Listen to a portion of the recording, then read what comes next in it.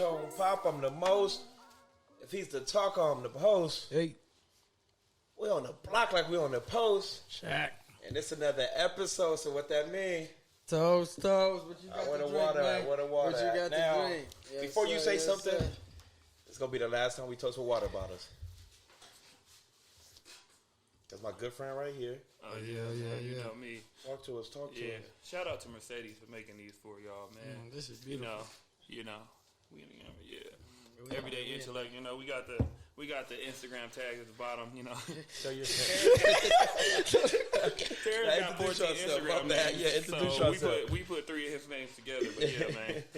But deal. Welcome to another episode of the Everyday Intellect podcast. I go by the name Sudz, and we're back with another episode, and we got a very, very, very special guest in the building, man. Yeah. Clap it up. Enough claps. Scoot up, bro. You nervous? Scoot up. Bro, you know I'm big, pause. Yeah. Stop saying pause, dude. Bro, You know when you say pause, you make people think of what the pause is about. no, because it's like a natural reflex for me now. Because when you play hoop, you know, when you be around hoopers all the time, man, you know, that hoop dialect, it just changes. It changes you. So, Vell, tell us who you are, bro. Like, for the people that don't know, who is Vell? Let us know. Who is Vell? First, you know, Vell is a black man. You know, he's a black man first. Hey. Right. Come on. Nah, man, I feel like everybody who watched this, you know, I'm y'all, man. I'm a viewer. But at the same time, I'm on the show now, so, you know, I'm kind of big time. Yeah, yes, But, sir. yeah, you know, Vell, hooper, father.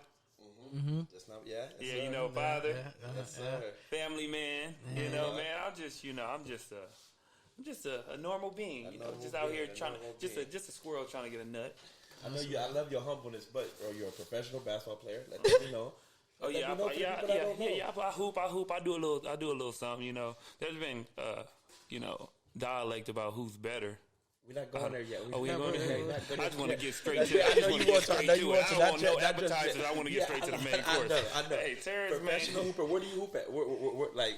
Well, I've hooped in Australia, Dubai, Egypt, Japan. Where else? Japan. Belgium. I think that's all. Where was your favorite place? Not even For basketball or for just favorite place, not basketball. Did I say Lebanon? I I don't said Lebanon. My favorite place is probably Australia. Why was that? Because it was like America, bro. Because you know it's no language barrier. They speak English too, and I could do a lot of stuff on my own without like having to you know, worry about running into any problems. So that being said, what was the worst place that you didn't like? You kind of disliked. Like, what you think? Like the setup on that. The worst place was. I've never really had a worst place. Yeah. Like I've never had a bad place that I've been. Probably like the least fun, you would say. Yeah, least fun. Yeah, least fun. Yeah. That's tough. Probably Japan. Because I was out there this year, and I would say it was the least fun because of COVID. So it was I couldn't move around how I wanted to. Okay. But before we take it any further, how was your weekend, man? Let's get to it. How was? It's been a 2-week stretch. You know what I'm saying? A week stretch. Tough. Yeah, it's been tough. Last week was awesome, though. Let's go back to last week. I don't know what we talked about last week. I don't know. We couldn't get to it because. Sorry about last week's show. We couldn't get to it. I was drunk out of my mind. Stuff just didn't align. But it was a celebration, nonetheless. It was a really great week. What happened last weekend? Tom Brady, bro. He won the Super Bowl. Oh, I thought the Buccaneers won. Tom Brady and the Buccaneers. I thought the Buccaneers. The Buccaneers and Tom Brady. Tom Brady played well, for. You know, the quarterback get the most anyway. He won it 7 So when they lose, is it Tom Brady's fault? Yeah, they gonna blame Tom. They always blame Tom. I'm asking you, are you? Yeah, I would never blame Tom. Okay. No, that's just what it is. But that was a great week. But going on to this weekend, bro, I had a real good time. Great weekend in Vegas, bro. Just got a little getaway. Mm-hmm. It was real fun. I can't complain, brother. Y'all do anything this week for the Valentine's? Y'all celebrate anything? Y'all I'm joking. Bro, that was Valentine's for them, bro. My goal was just to take my girl out just to see more. You feel me? It's not just a gift particular. You feel me? So I just want her to get out more experience with each other. I feel like once you get to a certain age, it's probably just me. I like to experience life more than just a gift of a thing. You feel me? Right. And that's just me. Like, that's just what it was. And we had fun. It was a great time. Real good time. How was your weekend? Oh, I went to church. Prayed a little bit. I was in Vegas with UT. Yeah. We had a great time. Yeah, we had a great time. I don't want to get into the I don't want to get into that. They told us not to talk about that. We can't talk about this. We made a pact. So, Okay. How was your weekend, brother? I didn't do last weekend. I was talking to him. Oh, okay. Well, you gotta say. You talking to me? Yeah, You okay. can call a brother through a brother. It was cool. My week was cool. It got a little shaky at the end, but why is it so shaky? Is it? It was just a roadblock came up. Okay. You know what I'm saying? Something deterred the process where I'm trying to go. So something happened, kind of slowed down the process. Kind of pissed me off. How was Valentine's Day? How was today? Today was cool. Today was cool. Like y'all say, really to me, Valentine's Day it's about it's another day. You know what I'm saying? It's about the female. You know what I'm saying? And I said this. It for people who don't show express their love to their woman and then choose to only do it on today. Yeah, it's kind of like you know what I'm saying? But it was cool. I know the woman wants something that day. Wants to feel that extra love on that day. Me, I really don't care. Okay. But that's how it was, man. I was smooth sailing. All right, can I put all of us in a hot seat? Hold up, before you go to the hot seat. Okay, go ahead. Fellas, Valentine's Day is not for men. It's not for you. Not at all. Stop asking for chocolate and flowers, man. It's just not right for your girl to get you some chocolate and flowers. Don't ask for nothing on Valentine's Day. Go get something. Go get a card, anything. But don't be asking, why we can't get flowers? That's just weird. You don't need flowers. All right? You'll be all right. Now, can I put us on a hot seat? Why do we not post our girls on Instagram? Or Twitter or... You talking about males in general? Just males in general. But I could talk about us, too. You can't talk about me. I'm a poster. Are you a poster? Yeah. I ain't seen your posters. I'm a poster.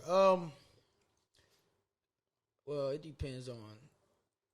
They don't post them for a number of reasons. Why do you... Okay. They doing something on the side. Is that the main reason? Is that 100% the very reason you think? No, there's a plethora of reasons. Okay. But that's definitely a reason. Yeah. They got something else from Twitter or Instagram or Snap, whatever social platform. Yeah. And they don't want to, they don't want to ruin what they got over here.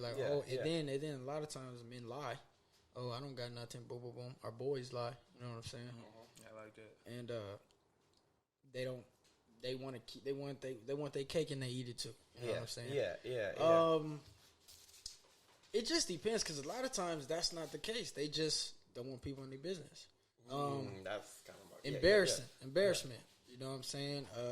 I don't want to post this one because, what if I post her? Well, for me, I wouldn't think like that. Yeah. Let me just ask you this: have you ever posted a girl? No, not you posted a girl. Have you ever messed with a girl in the same day or week?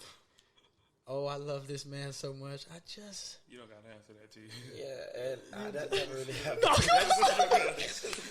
No, I do. I get what you're saying. You know what I'm saying? I get that. Yeah. So definitely, that would be the worst, right? That'd be the worst. Yeah, so I feel you. It's multiple reasons. Why do you think? Why you don't? I'm kind of going off of what you were saying, bro. But like you said, sometimes people are private. I just feel like men in general, I don't know. But with me, I feel like I like to keep my love life private, just on a basis. I don't want nobody to, not even I care what people say or think about it. It's just, I keep the stuff that I love inside, like in-house. You feel me? That's just with everything, bro. I feel like that's, and that's just kind of how I go off of it. Like, that type of stuff I just keep in-house. Like, I could show my girl the love she needs on a daily basis for me to just post it on the gram. It's just, and I also think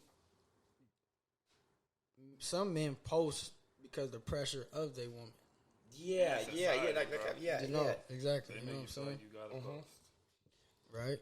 Okay, so why do you think girls want it? Is it because of the love of it, or is it because of or they want to know what other women thinking? Have you ever?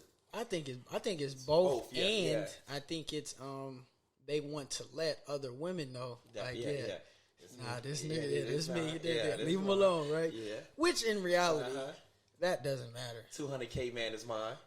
This is my player mine. Yeah, that's right. I don't know, bro. Girls be wanting they be wanting to get posted, just like you said, because they want other people to see it. They don't care if you post. Like, you could post it. Y'all can be mad at each other, and she'll be like, "Post me." Like, it could be y'all cannot be in a good situation. Y'all cannot be good, and you'll post her knowing y'all mad at each other, but she'll be happy just because other people will see that you posted her, even though in house shit is fucked up. I had a girl I used to talk to like that, bro. Like, this was before I had a Twitter, and I just wasn't on Twitter and stuff like that. But we'd get into it, and then I don't know what. One day somebody was like, "Oh, I just like your relationship. Y'all just always happy." I guess somebody told me that. I'm like, "Damn, we've been fighting for a week. Like, I don't know what you're talking about." I'm like, "You true?" I'm like, "What you mean?" It's like, "Oh yeah, check the Twitter. What you call it? Be posting your Twitter and stuff like that." I'm like, "Are you really lying to these people?" Like, we really, it's okay to go through stuff and just be like, "All right, we're going through it. Okay, let's shut it down. Let's not shut it down, but let's let's fix the problem and stuff." Don't go on a social platform and just fake it like, "Oh, he did this for me today," when I didn't do that. Like, just anything. It's sick, bro. I just feel like just social media, like, it could get really sick for people, bro. Just bro. They care what people think. Females would rather be like happy on social media than in real life. I really believe so? that. Yeah, I believe that because, like you said, like, y'all been fighting for a week, but she out here, like, y'all probably just, let's just say, it was a little dispute. Y'all really fighting, and she posted you just because, like, she want people to be like, "Oh yeah, I'm in a relationship," but y'all not good, but she wants that. Thick and thin. It's just like she wants that, bro. So I think for girls, I think at least 30% of the relationship is social media. That's just my opinion. 30% of it is social media. I would say 30%, bro, because you got to think about it. It's a big part, and sometimes it's even a deal breaker in relationships. Like, "Oh, you don't post me, then I don't need to be with you." Yeah, that's childish. So it's like, but that happens all the time. All the time. Yeah, so I think it's like 30%. Not all women like that, but for the most part, like, if you're not posting your girl, even if she doesn't like vocalize it, she's gonna feel some type of way. Yeah, that's crazy. That's a fact. But that's what I said. That's why I don't have arguments about social media.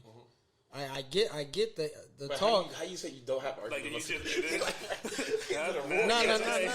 I told you about that. You signed the agreement. Nah, it's just that's why I don't go back and forth. Yeah. Over social media because it's la la land. It's fake. It's fake. So, and a lot of times, women, they don't like you liking pics. Some things is like, okay, you're trying to get the attention of a person, commenting and like doing things like that. Okay, I understand that. That's disrespect. But like when it comes to having conversations about social media, I don't. You be mad. I mean, it's fake. It's la la land. I'm with you 100% of the time, or you know where I'm at, or dependent in my past, or whatever the case may be. So it's like I don't pay no mind. Yeah. I got a crazy story for you, bro. Just in the general of that, what we're talking about. It was a girl I used to be with, bro. She just used to love social media, like just Instagram so much. Like she used to always tell me, "T, why you don't post me?" And it's like, it's not that I'm not like, post you. I just don't want nobody in it. It's like, on an everyday basis, we love each other. I just don't post you. But she used to get on it like so bad. It's tough. So we get drunk one night, bro. And I don't know what we fought about, bro, but it was a fight. Like, it was like one of them, it was an argument, like a heavy argument. Whatever. Like, it was one of them drunks where, you just pass out. You just drunk or whatever. So, I wake up, bro. And I don't know if y'all remember, there was a time I wasn't posting pictures at all. Like, just Instagram. I just wasn't, like, for a clean slate. You still don't. I still low-key don't. Yeah. I still don't. So I wasn't posting at all, bro. So I wake up, like, one day. After that drunk night, I wake up, bro. 103 notifications. Like what? Not notifications, just like things. And I'm like, she posted herself of us, a picture of us on my Instagram. Oh, I love my baby. Oh yeah, she was like, yeah, it said something. It said like, oh, I love my baby, and I'm looking down. I'm looking at likes and shit, bro. I'm waking up confused. I'm looking at her like. Were you mad? I was mad, bro. I was hot. Like, I was hot. But, okay, let me ask you this. Why were you mad? Okay, yes, she did that, but why were you... Out of my... Because I didn't do it. It's my page. But what do you mean? It's not him. It's my page, It is your page. Yeah, it is my page, yeah. It's your page, but what is the big deal? Oh, you posted it. Okay. Because you're doing something without my consent. You're doing something like... But it's not nothing mine. Big. It's not like she took your car. That's big. Yeah, it's big. It's big, bro. So, man, I don't know what... The story is kind of shaky, so I was hot, but... I didn't want to delete the picture just because it would have looked real bad if I just deleted it. Yeah, deleted it. I knew this person was crazy, bro. When I'm gonna tell you the crazy shit. She commented on my picture. Said, "Oh, baby, I love you." I'm like, "Oh, like what are you?" It was sick, bro. It was so sick. And my dumbass liked the comment. Like, it was sick, bro. It was so sick, and I just like. This ain't go end well. I don't think it ended well. All right, do you think she posted it? Like, were y'all going through? Like, was she like accusing you of doing stuff? Like, do you think she posted it because she thought you were doing stuff, or she posted it just because she wanted to? Like, that story crazy, bro. I think she was trying to accuse me of something. I don't think it was doing that. I never really. You don't think? I don't think. I really don't be doing nothing out here, bro. Yeah, so it was just the craziest stuff. When I seen that, bro, I woke up so confused. Like Nick Young faced the whole morning. Like I'm like, what is this, bro? And yeah, that face. It was that face, bro. And it just really, it really set the tone when she commented under. Like she just said, "Oh my gosh, I love you, baby." I'm like, oh my god, it's crazy, bro. Nah, that's wild. Yeah, that's low key, like borderline, like thin line. That's like rape. Psycho.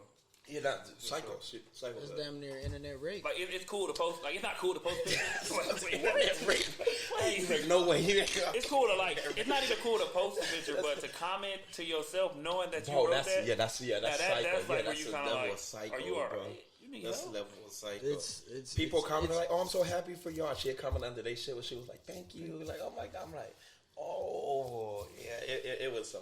It was. Yeah, and that just goes with trust, validation, people's opinions needing to matter, which they don't.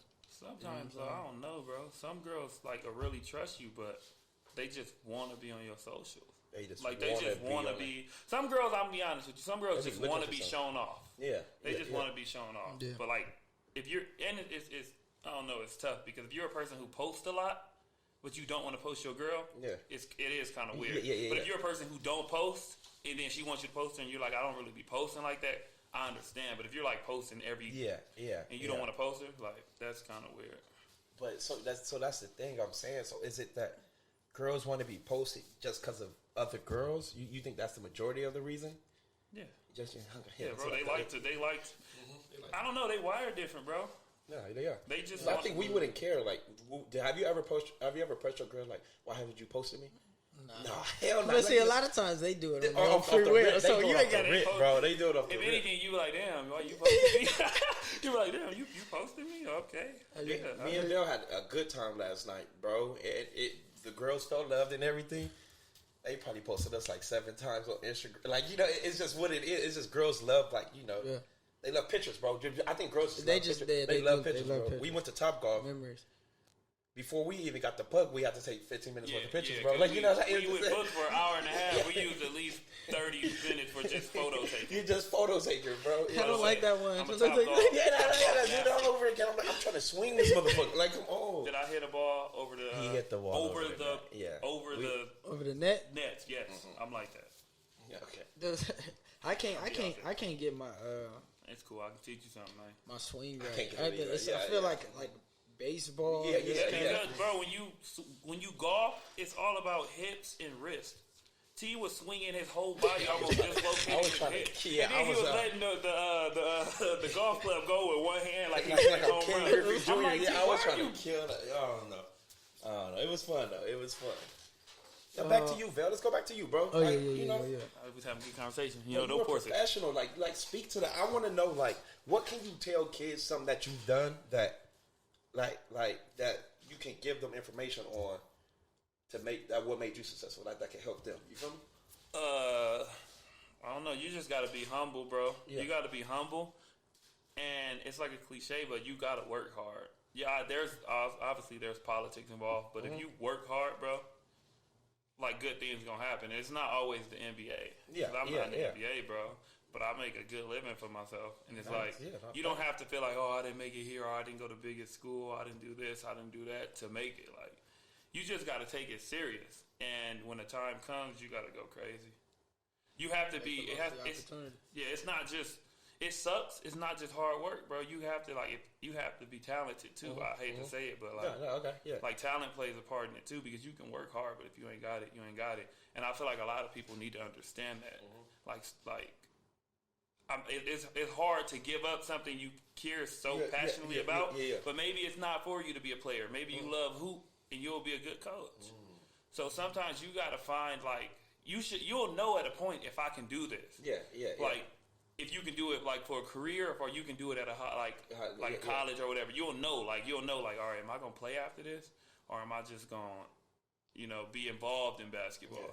So I feel like for me, bro, I just was humble. I worked hard, and then I got a crazy growth spurt in high school. Yeah, that was crazy. Yeah, before we go to that, so you said you come to yourself at a point in time where you know you can play at the next level. Do you remember that moment where you know you can probably go past high school, past to college, to past professional?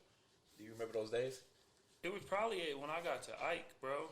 Because when I got to Ike, I was not confident. I was confident, but I was like, what it was I let people talk me out of who I was, bro. We used to say you didn't have no jumper. No jumper. I went a whole year thinking I couldn't shoot, bro. And came back the next days year. It's like, bro, we used to play him like Rondo, and I was really just didn't believe in myself. And then I came back the next year and was the best shooter on the team. I don't know. You wasn't the best shooter on the team. Well, statistically wise, I mean, we can only go off the numbers. Terrence, you couldn't stay on the court because you were a knucklehead. That's not cool. I was just working hard, bro. Like, I was just, killing myself. And then, my pops pushed me. He was like, nah. I had a weight vest on, bro. He used to make me wear a weight vest to walk to school. You ever walk to school sweaty? You got to school, you like, oh my goodness, I got 6 classes, bro, and I'm sweating. And then, I don't know, I was telling you the other day, bro, I just really love basketball.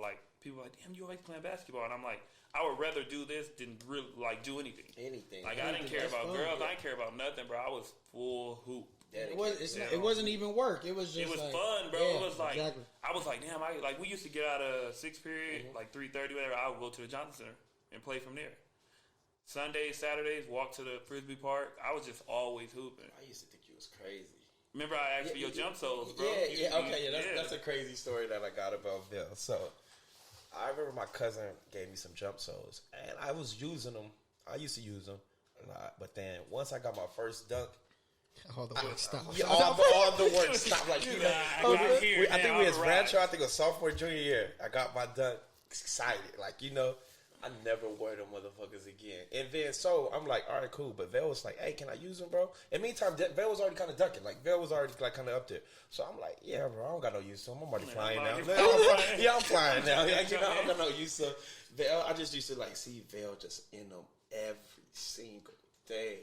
I'm like, damn, Vell, shit. You have to weight vest on, too, just looking weird. But, not saying looking weird, but I'm saying, jump soles became my you was looking like Blade and shit. Yeah, that's what you was looking like. Shoes, yeah. So he was just used to really be in them, just staying dedicated in it. And what year was that? Was that junior year? Yeah, when I was in layup lines, when I would just jump super high. Yeah, some super high. Yeah. So it was that then, bro. Like I said, I feel like everything came all together for you your senior year when you had a growth spurt, bro. Then the confidence of the shooting came. Then it was just boom. It was just. Yeah, it was there, bro. Yeah, you definitely had it. You got to work though, even when you you're talented, you still got to work, bro. Because when I got to college, I started over again. When I got I had to work my way to being that guy at Ike. Then when I got to college, you just start over again. But I was already ready. Bro, I've been through this. You feel me? Like, I'm going to just do the same thing over. And I did that, bro, for 4 years, and I left the all-time leading scorer. And I'm, like, on the top 5 of, like, pretty much every statistic, like steals, rebounds. How was, so did it take a long time for you to adjust from freshman year of college to just that type of basketball? Yeah, what is the difference? Was there a difference? Because we know how Johnson operated his system and how serious he kind of took it. To be honest with y'all, if it wasn't for Johnson, I don't know how I would have got through it because, bro, he was crazy. When I got to college, my coach was a carbon copy of Johnson. Like, great. Like, he was, like, I had a lot of, like, I came in with, like, 6 dudes. Yeah. Because we were his first recruiting class. Mm-hmm. And I was the last one my senior year. Everybody else transferred. Word? Yeah, bro. He wanted the best out of you, and some people couldn't be coached like that, bro. But I was so used to Johnson, you know, like, bro, he used to be cool. Yeah, you know, Coach wild, bro. Like, and I think, yeah, that's what it was, bro. Like, I just was like, when he yelled at me, I knew he wasn't, like, they thought he hated him. Like, bro, this man just gave you a full scholarship. He don't hate you. He gave you a year of free education, and you think he hates you because he's yelling at you for missing a layup. Like, it don't make sense. He's not just yelling at you because you're doing good things. It's not like you went and scored 30. He's like, oh, my goodness, you're not good enough. It's like you're doing stuff wrong. So, and like that, in college, everybody's, like, talented. Mm-hmm. That's what I would say. Everybody's really talented, and a lot of dudes get there just being talented. But a lot of guys aren't hard workers. So that's where the separation comes because everybody's talented, but then some dudes just don't work hard, so they stay the same way they are for 3 years, 2 years. I remember you used to tell me, like, you used to, like, watch videos of James Harden, and you'd be like, oh, I'm about to work on my James Harden moves today. Yeah. You'd be like, oh, I'm going to work 2 hours of James Harden moves. Oh, DeMar DeRozan. That's all different type of players. And that's just your work. That's not just practice. That's just you work. Bro. So basically what you're saying for kids and young kids, like, keep working hard. Just that working hard. Bro, you got to work hard, but you also have to love doing it. It shouldn't, like Terrence said, it shouldn't be work. It should be fun, bro. It should be just as fun as you going to a party, just as fun as you talking to a girl. If you don't love it that much, it's not for you. So they gotta let it process too, though, not just the games. You gotta love all the failures and everything, bro. You gotta like, cause those are what make you. Like you never seen somebody just succeed. Like everybody fails, bro, and that's how you get better. You be like, damn, I couldn't do this, but once I do this, I'm going to be better. Now the next year comes, damn, I can do this now, but I still can't do this. You just got to constantly get better, bro. Okay, I got another question for you, bro. So, speaking as a kid, bro, as your upbringing, we've seen your upbringing, and your father recently passed. Rest in peace to your father. What has he instilled in you, bro, that you can still take to this day? Like, or just growing up playing basketball? Because I know he was always on you. Was there one moment that you can see that, I remember this from my pops, because he's always on you. He's literally always, you know what I'm saying? Like, is it one thing that you could take from your pops, like he always got, or you could see yourself in your pops in some certain situations? Just like, I would say, just like, I don't know how to put it into just one word, so I just phrase it like, just like never like giving up. Because my dad was battling dialysis since I was born, my whole life. So, you know, dialysis life expectancy is like 5 years, bro. So he's on. So every day he's battling for his life. Yeah. So that's what I felt like. Okay, you know, we ain't got this. I got one pair of shoes, or I ain't got this. Everybody else got nice things, and I'm like, but this man fighting for his life. Yeah. So I don't care about some shoes. So I don't care about this and that. So I felt like it was just like being grateful for everything. You know, going to McDonald's, getting a cheeseburger. Like, even though they were $1, that was a luxury. You feel me? So it meant a lot. Anything meant a lot because this man fighting for his life every day. And on top of that, bro couldn't, like, we always joke around and stuff. You know, he always land across the living room. But, like, it's because some days bro couldn't get up. He couldn't get up. He couldn't go to the stairs. He couldn't do this. He couldn't do that. So, like, that was just his spot, bro. Yeah. So, I felt like just seeing him do that and do it for me and my brothers, my sister, I was like, bro, I got to, like, do it for him if anything. You feel me?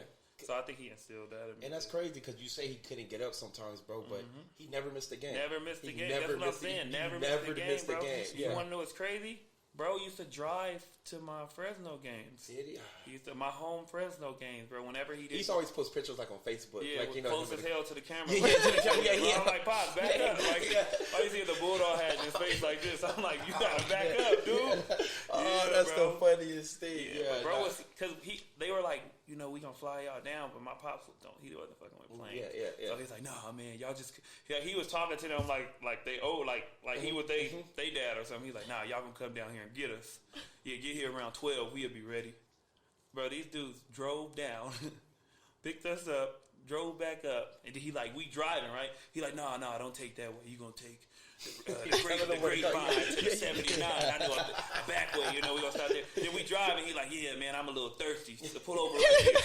And they just pull. I'm like, oh shit, yeah. Bro, the funniest moment that we had, bro, and I was crying, laughing still to this day. We were like, yeah, Mr. Harris, we just want to keep in contact with you. Want to send you film, profiles, stuff like this. Can we get your email? Mm-hmm. At this time, I didn't have an email. We were in high school. We didn't really have emails besides the school email they gave us. But nobody knew how to use that. Yeah. Bro, email was Pimp Daddy, Big Daddy, in a caddy at gmail.com, bro. So as soon as they say, yeah, Mr. Harris, what's your email? I looked at him instantly like, nah, don't say that shit. Don't say that shit. He said, yeah. You ready? Pimp Daddy, Big Daddy, in a caddy. And dude looked at him like, oh, he's joking. He's got a jokester. He said, Pimp Daddy, Big Daddy, in the caddy. Yeah, gmail.com. Gmail, yeah. I'm like, oh, that was funny. And then after that day, bro, my coach made him an email and everything. He's like, yeah, Mr. Harris, we're going to just send him to this one. Here's your password. Here's your login. Oh, shit. Yeah, that was funny. But bro, just who he was, he didn't change for nobody. Like, my dad, I felt like was a father figure for everybody who came around. Yeah. He was always on everybody. You come over, hey, what you got going on? You good? Man, I'm telling you, going over your house or just your house in general, bro, I used to have to come up with something like, I know we about to ask me this, so let me just be on my shit. See what you got going this summer. What you doing this summer? I'm playing travel ball this year. At this month, at this day. Sorry, everything's good. Yeah, I got a class that's coming up.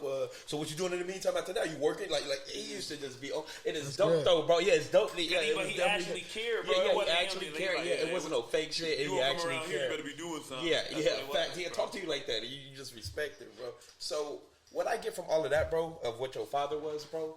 And plus with your mom, she always was there too. Oh yeah, we can't forget. I feel like, of course, Mom. Yeah, she used to make all the big plates and whatever. Just 2 p.m. Yeah, at 2 p.m. Yeah, full chicken meal with veggies and mashed potatoes and So all I'm saying is, so at the end of the day, your family is a team, bro. So I feel like they made it. They try to do as much as they can for you, just so you can have an easier life. Just for you could just focus on basketball, even if they couldn't every day. So you can focus on basketball. And I'm pretty sure, you got a son, Messiah, you're going to make sure his life is easier. As it's for you too, Terrence, you're going to make sure little T have a way better life than you. Way better life than you. And way better life than what you have. He needs some of them struggles. So how you going to do that, bro? Do you think so, Archer? I do got a question. So, you being a man who's doing well for yourself, right? Mm-hmm. And coming from the background that you came from in the inner cities, are you going to try to? Obviously, he's not gonna grow up in the inner cities. Yeah. But are you going to just like here, or is it like a nah? I don't. Okay. I don't want you to get too spoiled. You know what I'm saying? But isn't it a given if you live in that type of lifestyle? Just say, Vell, we see the life that he lived. Right. Isn't that already kind of just given? Not even that. You could say no to some stuff, but he's already living a lavish life. You feel me? No. I mean it as an effect of basically spoiled and earned. Yeah, okay. You know what I'm saying? Yeah. Because a lot of times it is just spoiled. Yeah. And a lot of time when you're just giving, and kids nowadays, we know they 3 years old with iPads, and you know what I'm saying? It's crazy. Shoot. We was outside. To the street. I didn't have cable. Like, bro, I didn't have cable. My PlayStation was a jump flow and wait. Man. I think it's a formula to it, though, bro. I think I got a formula to it. I think I'm a, like, I feel like, I don't know. It's tough because you going to see yourself like, I didn't have it. I didn't have it. You're gonna have it, but I think it's a balance. It's a balance. It's a balance of letting you you got a good life, but you're not about to just get everything you want. You have to work for it. My worst fear is that my son's not good at sports. Before we get on that, it's crazy with the kids, bro. Just because it's like they automatically gonna have a better life than us because we know what they've been through. And we like, don't want I could say something like, now, I have a funny thing. Terrence, Little T room looks better. Way better than your room, and I've been knowing you since like 8th grade. Like, you know, his room been looking way better than just the rooms that you had. You feel me, bro? Like, you 50 inch on the TV. Yeah, 50 inch, two bunk bed. Bro, it's only him. We got a bunk bed, bro. So it's just all the games, bro. It's just crazy, bro. It's ridiculous. Dang, what was I finna say? With the whole sports thing. I feel like some kids are natural, but kids can work to be great. You know what I'm saying? You can transform that. Yeah, you can definitely. Yeah, absolutely. Sometimes, and then we have people like Dre, who used to stay over here, Cornbread, who used to work all day. It was a dude that used to work so hard on his game, bro. Wait, his name was Cornbread? That's what Wait, was it Corn Muffin? Oh, yeah, it wasn't meant for him. Yeah, but bro, he used to really put the time. Bro used to wake up, shoot shots, walk to school with the basketball. Like serious though, like really serious, and we rooted for him. But when it came to but when it comes to like the scrimmage, bro, he'd do something dumb. You're like, oh, come on, Dre, man, you just shot 400 bro. And it was a funny and sad thing. Low bro. key, I be doing some childish stuff though. I be like saying names in my head to see if they sound right as a professional athlete. Like I'm like, you did. Preconception or after? Both, bro. Both. Both before and after. Because it's like, I don't know, bro. I just feel it's childish. But I feel like some names you'll never hear. You'll never hear being called in a like you'll hear it, but not at a high level. You'll never hear. I don't know what's a name that you're just not gonna hear. You don't hear Messiah. Randall? Yeah, but you hear Messiah. You hear Messiah though. Yeah. Really? In the I don't in the professional realm? Yeah, or even in the sports realm, I don't really Messiah. That's you just saying the name in general, just the name of like you don't. I'm not saying a name that you hear like obviously there's Kyles and Johns. I'm just saying like something that sounds like different, sounds good. Yeah, and when they saying it, but you're never gonna hear like Luther, Catavius Skidmore. Like, come on now, man. You're not gonna hear like. But I don't know, bro. What is Messiah's middle name? Mars. Messiah Mars Harris? Yeah. What is Lil T name? Middle name? Michael. Ain't it the same as his? Oh, okay. Middle name, yeah. How many more you want, man? Total, I want to have 3 kids, but I want to adopt one after 2. So I want to have 3 kids and adopt 1 kid. Why do you want to adopt one? Yeah, because I do too. So I want to hear your reasoning behind. I just feel like, bro. I feel like I feel like kids they get brought into situations that they don't want to be into. I feel like no kid actually get brought here, and I feel like a lot of people just I don't know, bro. They call it how it is, or terrible, or horrible people, bro. They're bad people, and it's kind of like, why are you here? If you like, you don't want to say that, but it's kind of like you're like. No, that's right. So my thing is like, and I want everybody to actually like, you want kids, but you can't have kids, or you don't want to go through the process of when they're a child and you want to just use straight. I think y'all should look into adoption because I feel like there's a lot of kids out there, bro, who deserve a chance. You get that from your pops. Yeah, pops looked out for everybody. I basically had an orphanage at my house. You really did. Somebody else there all the time. All the time. But I definitely want to. What's your reason, Terrence? Like, why do you want to adopt? I just for that reason, and also, kids don't get asked to be brought into life. They're conceived and then they wake up and cut the cord. You know what I'm saying? And then for innocent, just a precious life to not have the ability to actually live life or grow up with problems or not receive the love that they want, don't know it, but that they want from their actual. And for me to actually say, you know what, I'm going to give this kid, I'm going to not fix his life, but give this a chance, opportunity to experience love, to have a good home, to be brought up in a good environment. So, you know what I'm saying? How many kids do you want at the end of the day? Like, probably at the end, including T, probably about 4 or 5. Well, so if everything goes perfect, right? You got a scripture. Go ahead. If everything goes perfect, my next is going to be twins. And then Okay, I'm just saying if it goes perfect, I can't control. Well, actually, I can. The twins. It is. One alone is killing me. Yeah. This is as easy as it gets, really, because they don't do nothing but depend on you. How is fatherhood? What do you, not one? But I think it'll be easier because you know how when it's one, it's always it's cry. Then they get older and they always want to be in your face, as they should. Yeah. When they got someone to play, and that's what kids want. They always want. They want to play all the time. Now that they got that brother, they can go beat each other up. I feel like you skipping an age though. You like you're saying you want the twins, but you're skipping an age when they're dependent on you. Now when you got one trying to go down the stairs, you got another one assisting him or her. So now it's like I'm over here entertaining daddy, and you like, damn, I got another one. Where they at? And all you hear is do. It's your job now. That's your job now. It's like I don't know, bro. Twins got to be tough.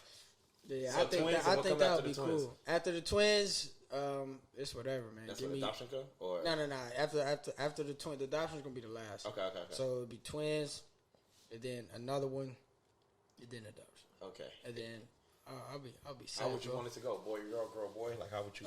Twins. I want either boy or girl. Okay. Preferably, I want boy. Yeah. But if I have girl, I ain't playing. You know what I'm saying? 3 boys, I first don't round. want boy, girl. That's what I don't like. Twin boy, girls. I don't want. And then I'll go boy, and then girl adopt. That's a choice. Now I have the. You know what I'm saying? But boy, girl, or boy. And then, so it's kind of seems like you really just want all boys. Would you Pretty want all much, boys? That's what he's Yeah, that's kind of no. I just want twin boys. Yeah, okay. And then I have a little baby girl. You know what okay. I mean? You was just about to say boy, like little boy. Okay. I wanted a girl first. Did If you you ever really? watched this, son, I still love you, but I wanted a girl first. How is fatherhood? Like what? Like I'm pretty sure life's changed. I'm pretty sure you couldn't explain to me what it is like. But what is fatherhood? Y'all fathers now. Like I'm still goofy. Sometimes of course you're gonna be goofy. Sometimes I catch myself and be like, wait, you can't do this. You can't do this to your child. Like you can't do this. I don't know. I think the difference is you get for me at least, you get this like sense of urgency. Like everything has to like be. You got to be on it now. You don't got time to mess. Yeah, you don't got time to mess up. Yeah. Now you're doing it for a family. Because at the end of the day, even say if you were with a girl, if you didn't make it or something go wrong, like you don't really have to take care of her. But your child, you have to provide for that child. Nobody's going to provide for that child. So I feel like it's a sense of urgency, and you feel like it's time to like. That's the only thing I really changed with me. Like I feel like I got to do this. I got to do this. I got to do that. I got to do this because they gonna need this. So you pretty much doing everything for somebody else now. Yeah. It's more of a. It's more planning. You know what I'm saying? Like without kids, it's like you obviously have goals and aspirations that you want to obtain, but it's self. Yeah. And now when you bring a child into it, it's like it's no more. It's like if I do this, this is gonna affect him. If I do this, and then you start to calculate like, all right, boom, boom, boom, and then like you say, planning how, and then we all have, well, I hope so, expectations of our kids. Mm-hmm. So we just start to plan like, all right, I'm gonna have this set up for him. He's not gonna go through this. Boom. I'm gonna teach him this. We're the cheat code. Boom. You start to think about you start to think of moments, and then it's just like a overjoyous feeling. You know what I'm saying? Definitely. A headache. Yeah. Definitely. Because it's crazy, but nobody makes me madder as my son. More mad as my son. Yeah. Like everybody else is like, but I don't know why, but my son, he just makes me the mad. Like, you know what does he do that makes you mad? Like, listen. Like, what is it? Like, give me don't talk back to his coaches. He be listening to his coaches. Terrence like, no, you tell him that you got this. You're only guy, but you got this. Terrence would hate if he was a team player. Like, it's a Terrence be the coach. Terrence be the coach. Come here, son. Come here. I questioned you in front of your teammates. You gonna let me do that? Next time you tell me no, Dad. No. Not at all. I feel like now that I'm watching my son play sports, and I'm only thing I ask for my kid when it comes to sports is to have that dog in you. Give it your all. Never quit. I'm gonna tell it. Well, you can't quit. Yeah, I'm gonna tell him. Yeah, that don't matter. If you want to play golf, for sure, go play golf. But after the first game, I don't like it. Well, You can't play once the season. You got 17, 17 more holes, exactly. So when it comes to sports, I see it different. Like the kind of player I matured a lot because I didn't have that coach or that person in my ear. Like, nah, this is. You know what I'm saying? So now that I kind of know what's out there and how to make you better and build on them, I'm a completely different coach as for player. Yeah. But I still have the same characteristics of. So how old is Lil T right now? 7. So can you see I'm pretty sure you can. Can you see the difference as when you was a kid? Or do you see a lot more towards you also as a kid? Athletic ability is there, but with me it was more the want and do it for self and like kind of dog aspect. You know what I'm saying? Yeah. With him, he's just right now. He's so young. He's just naturally good and better. He has the passion for it. Like I said when we lost that game, you better not smile. You bet be mad. You know what I'm saying? Yeah. Show them emotions for sure. But as for like the dog and I'm gonna go at you and stuff like that, that's not there. It's just like. Okay. But do you feel like it comes at that age though? I feel like they don't really know what it is to. They know what it is to be competitive, but they don't know like how to really compete. Like what I'm trying to say is pretty much like. Yeah, they'll be mad that they lost, but like an hour later, we had Chuck E. Cheese. I wasn't like that. Yeah, I definitely wasn't like because Vell, I'm pretty sure you was like this too. When we went to school and we played basketball, I was the best player. Like that was your thinking. Are you saying that's what you thought? Yeah, that's what I thought. Yeah, you're pretty sure you thought that too. No, I knew that, but you thought that. You know what I'm talking about. I'm Terrence, you too though. Like you thought I knew I was the best. I knew exactly. We used to come into the recess and be like, okay, I gotta show Wait, up you're talking about like in high school at that age? In any middle school, it doesn't matter. Middle school at that point, that's when you start developing personality. But in elementary. Like you don't want to lose, but at the end of the day, your attention span is so short. I honestly, like at a young age, it was always like sports. So it was like, I came in like, I'm better. Like, you know what I'm saying? It's just always been there. And as I got older, all it did was heighten. Like you really can't now. You really can't. But at 7, you gotta be a. What grade is it? Second grade. I'm not sure. I wasn't like that. Like my thing was like, if we lost, you be more sad that you lost because. You like that people will say loser. You don't be mad you lost because I can't lose. Can y'all remember a competitive thing that just anything? It don't even have to be sports. Was y'all competitive? Can y'all find something? I'm trying to think of like. I never want to lose. Even and they'll tell you in Monopoly and board games like if I lost, I'm like I used to cheat damn near just so I could you know and some things just so I could say I won. I've always been like that. And T's kind of like that too. He won't go to the certain extent to like cheat. I did, to cheat and stuff. The right way. But he always wants to win, and I love it. Okay. You know what I'm saying? Yeah, I get what you're saying. I just feel like at 7, like I was like I didn't want to lose, but like after I lost, like in high school, let's say when you get to that age, like high school, middle school, you lose. You're like the whole day. You're like, damn, we lost. Like why we lose? But when you're like when I was younger, like I'll lose. Then the next, you get like 2-3 recesses. The next recess, and I'm like, I forgot all about that loss. I'm just chilling now. Bro, I used to have dreams about... something's wrong with you. I'm telling you. He said, I was dreaming about that test ball match. Nah, Jimmy. I'm talking more of...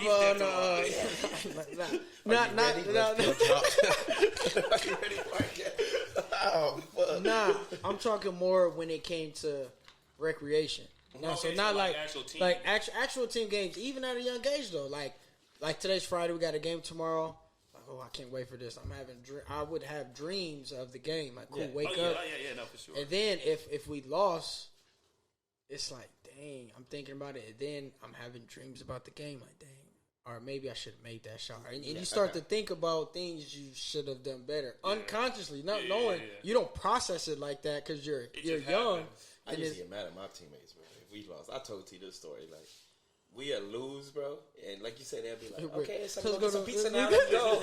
I'm like, "Fuck!" Like I had 33 points, bro. The game was 40-30, like the 38. You just be like, oh That's my exactly God. how it was when you were like when you was young. 35 points. The rest of the team had 7. 7. I think it was probably different for me though because I think I started playing like sports late.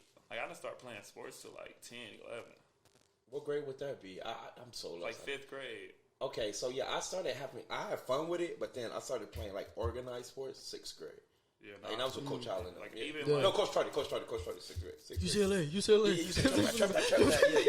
Yeah. No, I don't know, bro. I started playing like organized sports like later, so I mean, that's probably why I wasn't thinking about it like as much as like that. Yeah. Because like, I mean, I don't really. It mattered, but it didn't matter.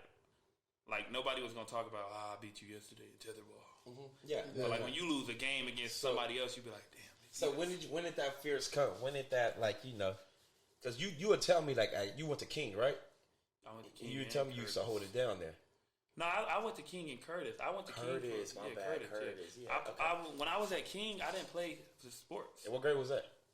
I went to King 6th grade, and then I went 7th grade, but I left 7th grade because I got kicked out of King at 6th grade. Why'd you kick out? Yeah, I was a little hood baby. I was doing stupid stuff. I wasn't supposed to. I think I had broke somebody's nose, but on accident, like being stupid, like I tried to do off the heezy. Yeah. You know, that was the move back then. Yeah. But threw it hard. Threw it too hard, Look at bro. your fingers. Yeah, look at that. You want that shit to really bounce back. That shit hit him. He said, he fell on the ground. And I went to get a layup. Like, he was happy. Yeah. He still everybody circling around him, like looking at me like I'm evil, bro. Like security walked there, like Mr. Harris, no, this is not acceptable. We have to. I'm like, I'm in 6th grade, bro. Yeah. They're like, nah, we gotta set an example. So they put me in like a little continuation school at the Boys and Girls Club. Then I went to Curtis after that. Why wasn't you playing sports at a young age? What did you think it was? Funds? Nah, yeah, I know. I was just like, just didn't like. Yeah, like wasn't introduced to it. What it was. I think my dad, he wasn't the man that I know at that time when I was like that young. Cause he was just like he was just like, you know, he was a thug, bro. Back in those days, he was thugging. So I think if he wasn't like, don't get me wrong, he was there, but he wasn't like invested into the. And then once he got on like dialysis and stuff like that, he was kind of like, I gotta slow down. Like I gotta make sure my kid's right. And that's when like he put us in sports. And then naturally, I was just good at it. But so you played sports your first like organized. What grade? 5th grade. 5th grade. Organized sports. Okay. Yeah. It was lit though. I played on the line. Football? I played offensive line, and I was like 73 pounds, bro. You remember I was skinny in high school, bro. I was like super small. And I was like, my birthday is weird because you know in sports, like if your birthday's late. Even though you're this age, you got to play up. The order So I was the littlest dude on my team, but I was playing the line, bro. And I hated football, bro. I hated it with a passion. Even just in all life or just at that moment? Bro, I hated it for a whole year. I didn't want to play football no more. So but I had to play off the line, bro. And it was crazy because we used to have, like, before the games, you know, the kids be in the back playing catch and stuff. And I'm just catching everything. And I'm like, and then my quarterback at the time, my boy was like, Coach, you got to put him at receiver, and he wasn't listening. So the next year came around, he put me at receiver, bro, and then that's when they just changed your life. Now you love it. Because I love football to this day more than basketball. Like I would rather want to play football, but at the time I had to make a business decision. You know, you're like a brother of mine. I used to hate you on that field. Like the whole team, I just didn't understand. Why run the route? We know the ball. Why run the route? It used to be to the point. But you could get mad, but you'd be like, damn, he caught it. No, You had a high percentage rate, but it was easier passes to be made, bro. But all our plays, if it was ever a passing play, it was just go. Hail Mary. Just go. Yeah, just go. It was so easy to read. And if you was a defensive coordinator, it would be so easy to read our plays, bro, because it was really just all go routes, bro. All go routes. They had double team him. But you got to think, who are quarterbacks, bro? We had like 4 quarterbacks. Yeah, no, you definitely right. But when I used to hate Monday morning, bro, because we used to watch the film. And you'd be wide open. And they'd be like, they wouldn't even look at the people. They wouldn't even say, but me and Terrence would be wide open. And don't get me wrong, me and T was nice at football. We was nice as fuck. It used to be the point like the coach would even like he'd just like go off to play. You see, fella, if you open your legs up right more, you can have a little bit more openness. And we're like, y'all don't see these people right here. Y'all don't see these two people right here in the middle. Like, it's literally times I'm going like this, bro. It was the craziest thing. The funnest moment had to be the 7-on-7s, bro. That was the best moment. So Yeah. We was just torching people. Yeah. You would have thought we was going to contend for a championship. Honestly, we won one game that season. No, you know what it was? It was that because we played. I think it was Ukaipa first. And remember, it came down to the wire when he caught that pass. I don't remember. It was Ukaipa. We played the first, and we was up. It was like no, it was the first game. 7-on-7? No. Are you talking about we was gonna win the whole 7-on-7 or actual season? Are you talking about season football? I'm talking about season. No, we didn't play Ukaipa first. Remember we went to Citrus. Ukaipa was our first home game. It was our first season game. Okay. And it came down to the wire. Yeah, I missed the tackle. And was it you? Yeah, because Coach. Were you on defense? He put me in at safety. Like I was a tackle. He had like Mark at linebacker on the bench and put me in at safety. And I missed the tackle. Yeah. What happened? We lost again? No, we lost. We lost by like they went up and we got lucky because I ran a punt back. Yeah. Punt return back, and then I had like a little touchdown. But I don't know why we were playing so good that day. And we were nice, bro. Our record didn't indicate how good we were. We were nice, but we never played that good. Like we played as a complete team that day, and we were like, you know what it was? I'll never forget it. It was the people on our team didn't believe, and it made me so hot. Back to what you were saying, like, man, we lost. I remember we were playing Ukaipa, we lost, whatever. Next game, we were playing. The only really good team was Redlands. They was like, oh dang, Rev wasn't even good. I think we were losing to Rev senior year. It was like 20 to like 7. We were losing. Yeah. And one of the players was like, we was going to lose anyway. It's Rev. I was like, what are you doing? I was like, man, why are you playing it? If you go into a game, and I was never like that. If I'm David, you Goliath, I'm going to try to knock you out. You know what I'm saying? Not gonna lie. When we went to the games, I used to think we was going to win. Yeah, that's how you supposed to. But the weird part is after we lose and the score be like 60-7, I wouldn't be surprised. Yeah. I used to think we was gonna win, but after the game over and I got out of that competitive mode, I was like, players. Was it coaching? What was it? I don't think it was coaching. I don't want to throw nobody under the bus, but it definitely wasn't the players. It was coaching. They were good people, but they were not. He probably couldn't get people, to us, bro. But he couldn't. He didn't get to us. He couldn't get to us. He was too nice. Like he wasn't a head coach. He was an assistant coach. Nice coach. He was like a Coach Reed. He was a player's coach. We didn't need a player coach. We needed like a Coach Foz that they had after. He was so mad that.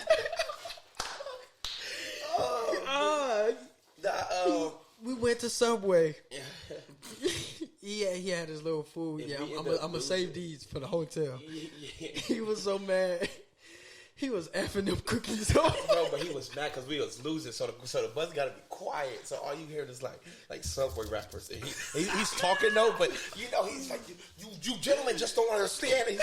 And all you can see is like in a rearview mirror, bro. He's like looking at that, he's taking the biggest. And then Terrence is like, oh my god, bro. It was just one of the funniest. High school when Spencer was saying, I don't want to see any crumbs on this. Nah, that was a different. Nah, this was our senior year. Yeah, this is our senior year. It was like one of the first tournaments, like, and we lost to like we were doing bad, and we got like our beat. Senior year?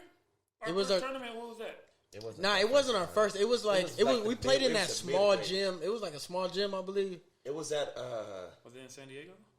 It was at what's that school in LA, bro? At Santa Monica High? Yeah. I think we played at Santa Monica High. Oh, that's when I went crazy. Yeah. It wasn't. It wasn't that one. I don't think it was that. No, that's the one when he dropped like 40 or something, right? Yeah. It wasn't that one. Because you got hurt before that when we were up north. Yeah, I think that's the tournament you talking about. No, T wasn't injured. He wasn't injured that day. Yeah, okay. So where was we at then? I don't know. It was like a small school. And they was like the team wasn't good, but we got like blown out. What did the tournament when we all came up on college sweaters? I ain't gonna say how we got them. We all came up on college sweaters. I remember that tournament. You don't remember that? He was some good jackets in there, bro. We can take niggas' jackets out their locker room, bro. Niggas is what was that? You remember? Okay, so you know the picture, and it looked like us on the wood, bro. Oh yeah. Jackets, bro. That USC one he took the Cal Berkeley. It was just niggas jackets. Oh, did we? Yeah. We took those. I think you bought your. I think I think Johnson bought your USC. Yeah, I bought mine. But you took something there. Yeah. I think so. Yeah, Terrence took something. Terrence is not letting nothing not getting took. You know, yeah. So we just. I was a klepto. Let's talk about that, Vell. Let's go back to our high school days, bro. Let's talk about that because. As we know, everybody know you's a hooper, bro. You know you're good, bro. You're good. So let's talk about senior year to the end of the season of senior year. Bring Terrence in there, bring me in it, bro, because you know the stories. And we all elaborate on it. Let's all elaborate on it. Let's elaborate. What's the question though? So let's talk about it. So okay. Beginning of the season, it was me and your team. Yeah, facts. Okay, yeah, facts. It was me. It wasn't that. What happened, Terrence? What was the cause of you not playing? He got in trouble happened? Before we even started. Yeah, but what was the reasoning? Do you remember? I don't know. It wasn't the. It was it was the suspension when I got suspended. Or what you remember when I fought oh boy and he's like wait till the camera's high and I punched. Oh, the mask. Yeah. The mask. So why did you fight him? What was the reason? Idiot. No, okay. So look. Old boy I used to flirt with his girl. That's why I said he's an idiot, bro. He followed me because he does that. Like Terrence will talk to somebody's girl, and if the dude get mad, he'd be like, "What you getting mad for?" Like, what's the problem here? What do you mean? Am I not supposed to get mad? I'm supposed to pat you on the back. If y'all that close, Terrence will box the dude out. We'd be in the club. We'd be like, "Good." The dude would be like, "Hey, yo, what's the main? Like, what's going on? What you want to do? Like, what's happening?" No, it wasn't like that. So look, listen. Okay. So. We had classes together. You and the girl? So yeah, me and old girl. Okay. So we would flirt with her, boom, boom, boom, and then I guess he caught wind of it, and he's like, all right, whatever, you boom, boom to my girl. I'm like, oh, okay, but I didn't stop. So, so he's like, all right. So she used to tell him that. I get, yeah. So you know, so that kind of let you know was she flirting? So she wasn't. No, she was flirting. She used to flirt with me too, but you know, back then we not in our right mind. We just like, hey, I'm a. So he used to. He used. Like, we'll get to that. Yeah, so what was it? He was like, all right, yeah. I used to get dropped off in the front. Mom used to drop me off, and I don't know what happened, but he used to walk his girl to school or something. So.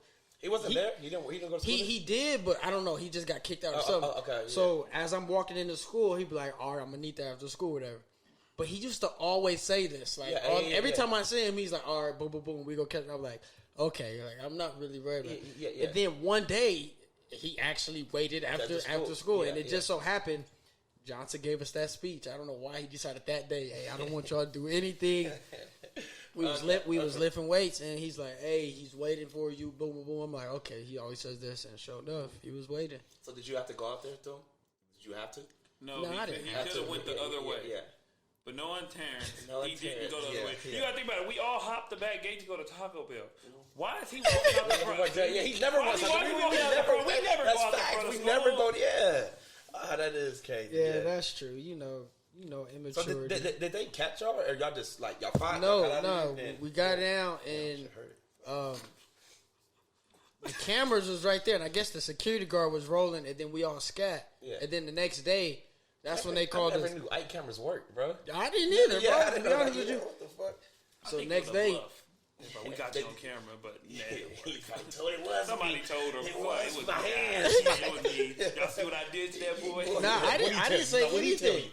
Not going, bro. I didn't say anything. I got suspended, whatever, and then I came back, went to sixth period like regular, and he was like, "All right, I don't know if I want you on the team or whatever, or something happened." And then y'all went to the tournament or something, and I don't think y'all did that great. I'm not saying because of me, but y'all didn't do that great. And then we had a conversation, and then with my pops or whatever, and then I was back on the team. You didn't go to that tournament? He wasn't there? Like the early, like the first one, I didn't go. Oh, okay. And I think I did come back, and then I was practicing, but I didn't go to the tournament. Vell used to look at each other like, what the fuck we going to do? Like, Terrence is a huge part of our team. Like, you know, we like, fun. Like, we needed our seniors. You know, that's what I'm saying. I blame Terrence on us not getting the TIF. I did my part. I had a great game. Terrence, you had one great game. You should have had a great season. I did have a great season. No, you played half the season in a total. No, I played. No, if we do your total minutes, it was half a season. You got a lot of DMPs. I didn't have no DMPs. Like, did not play? Yes. I didn't have no DMPs. I think I didn't go to a played. tournament. I said, did not play. But that is. That's it. But that didn't count, bro. 10 minutes in a game as a senior at the DMP. Look, he'll be doing so good, bro. Crossover, crowd. He wants to get the crowd involved. He just Johnson wouldn't let me be. Terrence, Johnson would give him a warning. Terrence, I didn't get no warning. You did. You got a warning. Long Beach was toward not. the end of the season. I'm talking about in the beginning of the season. You used to always get warning, second chances. Terrence, don't do that crossover. Don't do that crossover. I probably did, bro. And Terrence just give him that look. This is a Terrence show. We're doing crossovers out here. TNT. Channel 51. He would score, bro. He would do the move and score, Johnson. But we were so stacked, especially like in league. Johnson could have just played one of us and we would have won. Facts. Yeah. He was like, oh, yeah, I'm sitting. We never lost a league game in our 4 years of playing basketball. Yeah, so that's anyway. So beginning of the season, Terrence wasn't playing, and this is when I've seen we knew Vell was good. Well, I think everybody on the team knew Vell was good, but we didn't know we didn't see this. Vell used to junior year was playing point guard. He had to get everybody in touch. And Vell would get his some here and there. He'd have spurts junior year like that modern day. I think that was the last game of our season junior year, and you had a real good game. But we didn't know, is that going to continue, or is that just a fluke? Is that just he just had a good game because modern day didn't, it was modern. Huh? What you say there? What? No. What you said, I was like, okay, he wasn't talking about that. Yeah. So it was modern day. So we just think they probably just lock in on him or whatever the case may be. So next year comes around, Marvell's working hard, whatever. Well, I think we all working hard, but you was just taking it to the extra level. Me and Terrence was thinking about girl. Whatever the case may be. And I feel like that's our reasoning of what was going on. So anyway, senior year comes, then you not playing Terrence. I'm like, it's our first season, Terrence not playing, fuck, bro. We like, fuck. So, boom, we play against Bishop O'Dowd. Yeah, with Brandon Ashley. Yeah, Brandon Ashley and what's the other tournament? Yeah. They had what's his name? I can't think of his name. They both ended up transferring though. Yeah, they ended up transferring. Yeah, but that team is that was top 3 North team. Or top 1 and 3 North team, bro. So we're like, damn, here we go, So at the end, bro, we ended up playing a great game, the best game we could probably. Vell probably was fucking lights out, bro. Just yeah, I went crazy. Vell talked about it earlier in the conversation as he said he used to have confidence in his early years because they used to call him Rondo. He say he's true. This is probably the most confidence I ever seen Vell because they was just pulling up. He really took the team and be like, hey, we could believe. So, we all right, shit, fuck it, let's go. Because Vell clapping and shit, shooting threes. It's not. Damn, I clapped like what? No, you were clapping like I swear you was, bro. I swear. I don't remember that. You was like, let's go. Come on, T. Yeah. Shit was not even matching. But So, I'm like, all right, fuck it, let's go, bro. And I ended up having a good game. We fuck. And we lost, but me and Vell used to know, if we had Terrence, we would have won that. We would have won these games. We just needed that third. We were small, so we had to play small. But we had to have that talent, bro. Yeah. We were so small, but we were when you didn't play, we were we didn't have the power. So they were just big as shit, but we was going at them. We have to play a perfect game for us to win. Exactly. We have to play. We didn't have the size. We didn't have the size. Get a second chance. We missed. That's it. Get back on. We were playing Golden State basketball before we even knew what Golden State was. It was 3-and-D. Really, just Johnson would not get mad if you pull up on the 3-point line. That's true. He get mad if you pull up in the paint. He'll be like threes. Yeah, he'll definitely get mad. Yeah, definitely. Yeah, so whatever the case may be, tournament, we do good. Yeah. Oh, before you go on, remember the dude when he came out when Coach K was there, the one who played for Jesuit? Oh, my God. And we were so in awe. Rasheed Sullivan. Rasheed Sullivan. Bro, he came out. He had on did he have a Duke warm up? No, he had his own. He had his own warm up on. He came out jogging with his thumbs up like this. That's how you knew he was. That's how you knew he was so confident. And me and Vell just loved the game of basketball, so we used to watch other teams play, bro. And all these teams was good, bro. So whenever this dude just come out with the Duke uniform on, bro, for some reason they was the only people that had a crowd. I don't know why, but he was just so calm. He had a beautiful game, bro. Amazing game. The way he passed. And look, we used to always be like, that dude is good. And he'll be over here like, Terrence, man, he can't do nothing. He can't do nothing. He's not even that good. I'm like, Terrence, he just had 30, 10, and 10. It goes AI, Kobe, Terrence, nobody good. Y'all should have never played basketball in your life. Y'all shouldn't even pick up the ball. Nah, it was just some people like, it was like that light-skinned big dude. I just didn't think he was good, Dominique Dunn, he didn't think Dominique was good, bro. In high school, bro, you didn't think Dominique Dunn was good? Dominique was Corona Centennial. Lefty. Nah, I didn't think he was good. Okay, did you think Mike Caffey was good? He was the other point guard with them too. He was like the more dark skinned, like more. He was a short. The one who played shorter one. Yeah, the one who played so smooth that he used to jog like that. Yeah, that's funny how you remember that, right? bro. Yeah, he was cool. Yeah. Okay, so back to what we was doing. That was junior year. Yeah. So back to our senior year, bro. Boom, me and Vell is going crazy. Like, games is good. We used to go up like 25 points each. Whatever, 25, 23, whatever the case. Yeah, so we're just going, that's just, yeah. Now, you could do that. It probably was like that, bro. Like, he just used to drive, and I used to just shoot. Like, just shoot, pull up, shoot, whatever, play deep, whatever. But we losing these games, though, but we getting the attention that we want. Like, like, we competing against these teams. Because, remember that last year, junior, we didn't do good in the beginning of the season. Like, it was bad. Yeah, with Keanu now? Yeah, with Keanu. Yeah. We would have to go to a lower division, but whatever the case may, it just, and travel ball, whatever that's called. So, whatever. Boom. I get hurt. So now, so I get hurt. I fracture my ankle, bro. I remember that. Yeah, saddest day of my life, cried in the bus. Yeah. So, Johnson, he can't walk. Yeah, bro, he kept me in the game. Do you remember? He can't walk. What do you want him to do? He said, what are you gonna do? So my dumb ass is playing in this game, bro, and I'm limping like people in the stands is feeling sorry for me, but Johnson is not taking me out, so I'm limping and shit. Like I can't do nothing. But I'm just thinking like, all right, I'm gonna play on it, whatever. Then I get out after the game over, but I'm like, okay, it's gonna heal in a couple of days. But bro, that shit was hurting. I'm like, this is a different. We all had ankle injuries when we was playing basketball. Multiple. Yeah. So you like, it's gonna feel better, whatever, bro. That shit wasn't feeling better. So whatever the case may be, we didn't do that good in that tournament, bro. And I had to go to the doctor, and the doctor was like, "Oh, you got to be out for like 3 months in the cast." I'm like, stop playing. Like, I'm not being out 3 months. But it's a season, bro. Yeah. So the case is, like, my dad was like, "Yeah, it is what it is, whatever." My dad was like, he was sad too. He's disappointed, but whatever the case may be. Boom. The next tournament, we like, fuck. This is Terrence. You were still getting in trouble. No, I came that one. Okay. That's when he scored like 40 or something. Crazy. Yeah. Okay, let me build it up. So I remember this because I'm sad on the bench. Like, I don't want to talk to nobody. I'm just like really sad. I'm thinking like, damn, Vell don't got Terrence or me. Like, just like, But you had just came back, so you were playing, but you weren't. So you played those tournaments? Like, did you play those games? Which one? It was where was it? In Santa Monica. That Santa Monica tournament. It was in Santa Monica. That's when you got injured. Yeah. That's it. Yeah. And that's when we saw Kyrie, right? That was the same one. No. Like, you think about San Diego? That's Torrey Pines.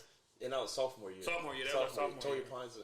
I remember Santa Monica was blue and yellow. Like, it's like that bluish yellow. It was the community college that we used to play at. Yeah, the community college. You kind of drive in like this. Probably.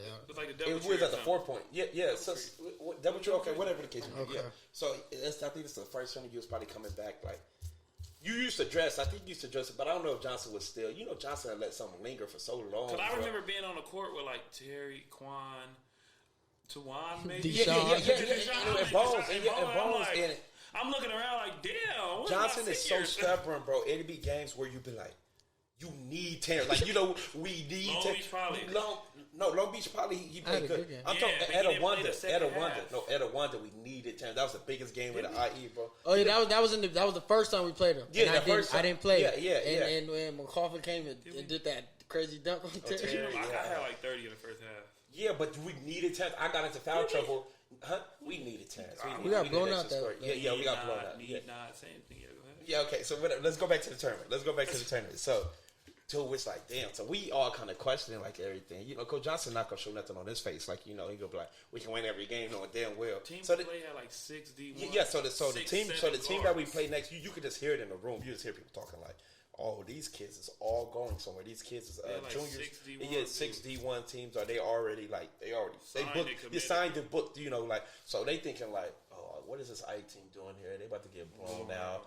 Yeah, they don't got nobody that's half as tall as their team or whatever. Mm-hmm. I don't know what happened. So game started. Vell probably won on the run. How many points you scored? Like straight? Yeah. I think like 12. So Vell come out hot, bro. So I think we was up at the time. Like, so the whole game was close until the end. Yeah, until the end. Yeah, until I forgot what happened, but they ended up pulling away though. But it put you on the like.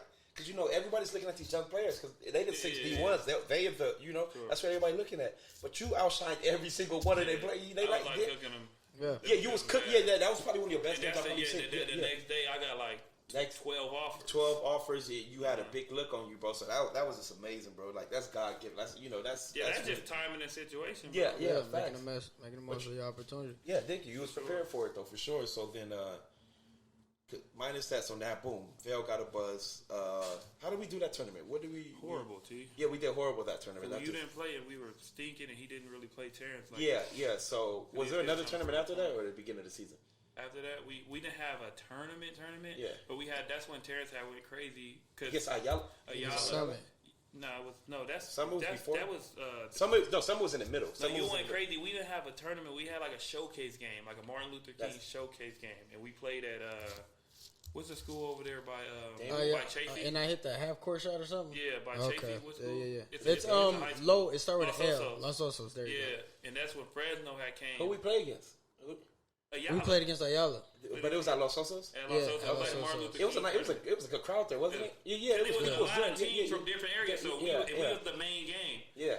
And Ayala beat us last year. They had beat our ass. Yeah, beat our ass last year. Destroyed us.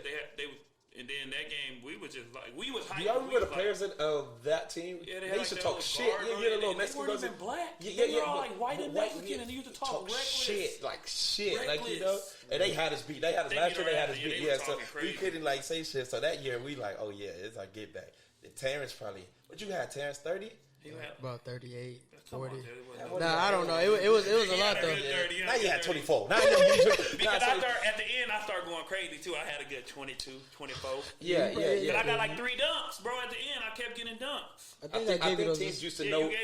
Since your name was big, bro, the team was like, "Oh, we doubling you." Like, "Oh, we showing a stronger help against you and stuff." No. But that's what it started off like that. But within like the first 7 minutes, like the first quarter, he was like going crazy. Yeah. They had to change it up. Yeah, they had to play straight. Yeah. So it was kind of like, they just couldn't guard him, and I was just chilling. That's how I imagined it being. Some games I could, some games you could. I was just chilling, and he would plan like he was supposed to play that game. Because remember, Fresno was there, and they was like, "Who's this guy?"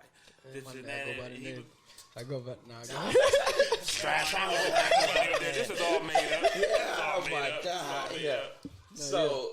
So that happened. I think you did a crossover that game. It was all just like Terrence didn't need a cross. Terrence was fast as fuck. You had like a half court shot, and then Jimbo. I remember Jimbo being happy because I remember Jimbo. He was playing like Jimbo. Yeah, we get him to play like this, man. We gonna be unstoppable. But the thing is about Terrence though, he can never do too good. Because if you do too good early, he'd be like, "This move is working. Yeah, it's going. I could do this. I could just run past him." But now I just hit 2 jump shots. Let me try it. See if I can. I like it. Oh, I'm open. Let me go. I can just take the shot. Johnson wouldn't be mad, but he's leaning. I see him leaning right here. Oh, I don't think he bit as much. Let's give another one. You gotta get it. And Johnson used to just boil it, bro. Like, oh my god. But the thing is, Terrence knew he was doing too much. There's no way because he was already faster than everybody. So you hit a person with a boom boom and you buy him and then another. Yeah. You knew Terrence was doing too much and he knew it because Johnson would be right there. Terrence would look everywhere. Y'all get back on D now. Everybody get back on D. Run the like looking away from while Johnson yelling out of Terrence. Like, teach you some experience. And we beat the shit out of y'all of that game. Oh, we killed them, bro. Yeah, we 20. They was sick, bro. They was sick, bro. I like that game. I like the Summit game. Because, people used to always, for the longest time, try to compare us as a team. Us to Summit. Just because they had so much hype on old boy. Yeah. The big dude he had to bounce.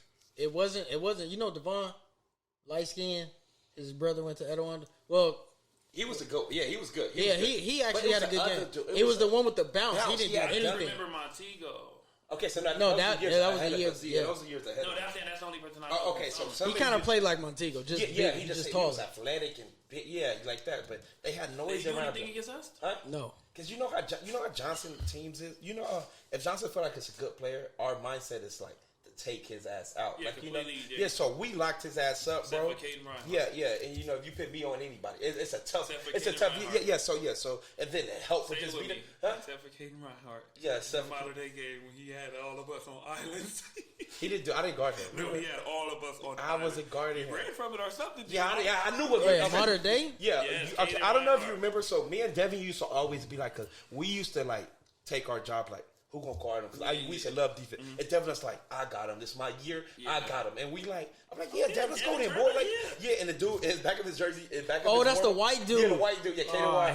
He went to USC. And his shit used to be like, get used to it, right? Yeah, his shit used to say, get used to it. I'm like, let's go, Devin. He's like, this is my year. Like, He came out jump ball with his year. Jump ball. Yeah, jump ball. Kaden Reinhardt get the ball. And Kaden Reinhardt, he's a white boy, but boy, you would think that nigga was growing up in Compton. Like, bro, he came down. If a nigga come down first play of a playoff game at our house, bro, with the crowd and he do this, I'm like, no, not against Devin. You know, Devin's probably one of the top defensive players I ever seen in my life. So it's like, all right, cool. He's and jump shot, like, like that. He's like, okay, here we go. He was so calm the whole game, and he was disrespectful, but he was so disrespectful.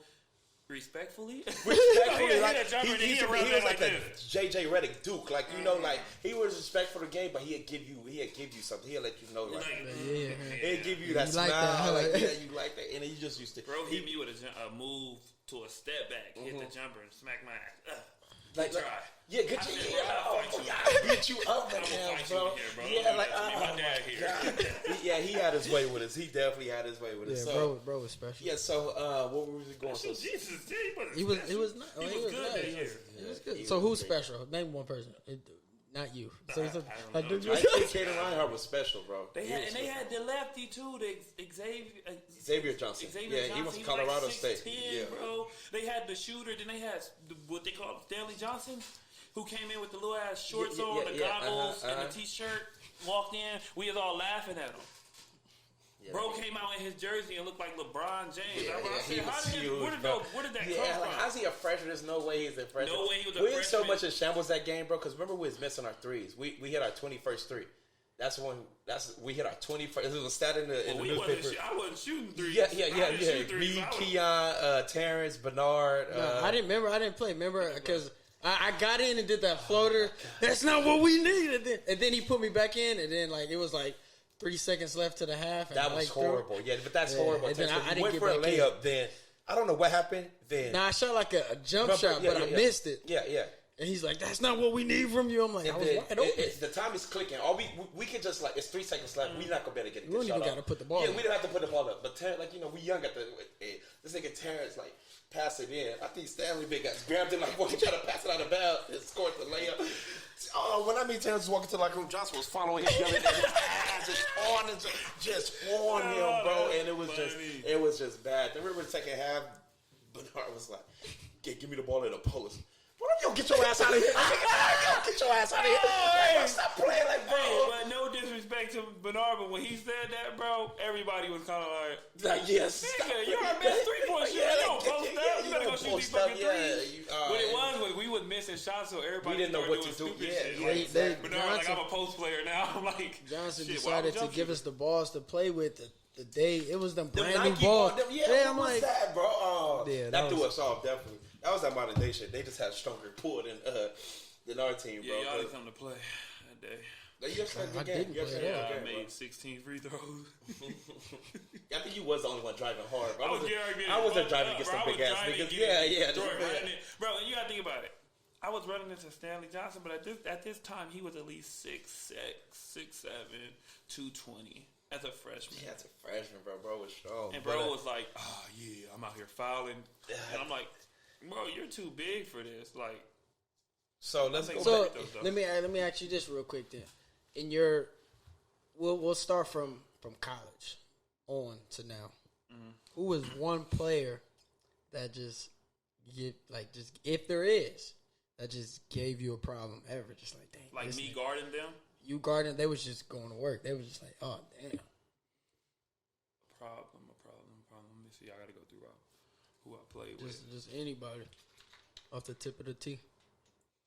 Like you talking about in college or just period? Who's I didn't play against some dudes who's like they didn't give me problems.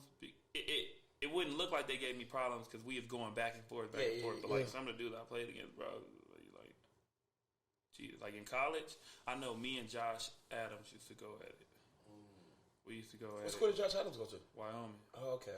Yeah, we used to go at it. Also, Patrick McCaw, we used to go at it. Was y'all guarding each other? Was the assignments like y'all guarding each other? Or just defense? College defense? They wouldn't put him on me, and I wouldn't be on him well, he tried to guard me, but like his senior year and my senior year, we weren't really like the defenders. We weren't the defenders. But and then they would run zones sometimes. Yeah, because they was like long as shit. So you gave us the people that gave you problems. What about who gave you a tough matchup? I didn't say they gave me problems. I said we went at it. Yeah, so went at it. So let's go on the other side on the defensive end. Who was the tough matchup? Like, damn, you'll be all in my ass. Like, huh? Yeah. Okay, it's gonna be a tough matchup just because you're a great scorer. You feel me? But who gave you a tough time like of them playing defense on you? Like that matchup, man. Like who was like the person you like? Here we go. Like in college or period. I remember in college you said there was somebody in Nevada that was a tough defender. I'm not sure. No, Nevada, you killed them in Nevada. In college, it wasn't necessarily a player who was guarding me, and I was kind of like, oh my goodness, it was team defense, bro. College defense is different, like cause it's no 3 second. Team be playing zone, team be rope. Like people take charges, people try to help you in college. Like in the pros, like overseas, they play defense a lot. Because they be playing zone and shit. But like in programs and stuff like that, when I be playing, it's so that's open. That's your best game. That's your so best open, game. bro. It's just like, that's why I'd be like, damn, it's easy to score.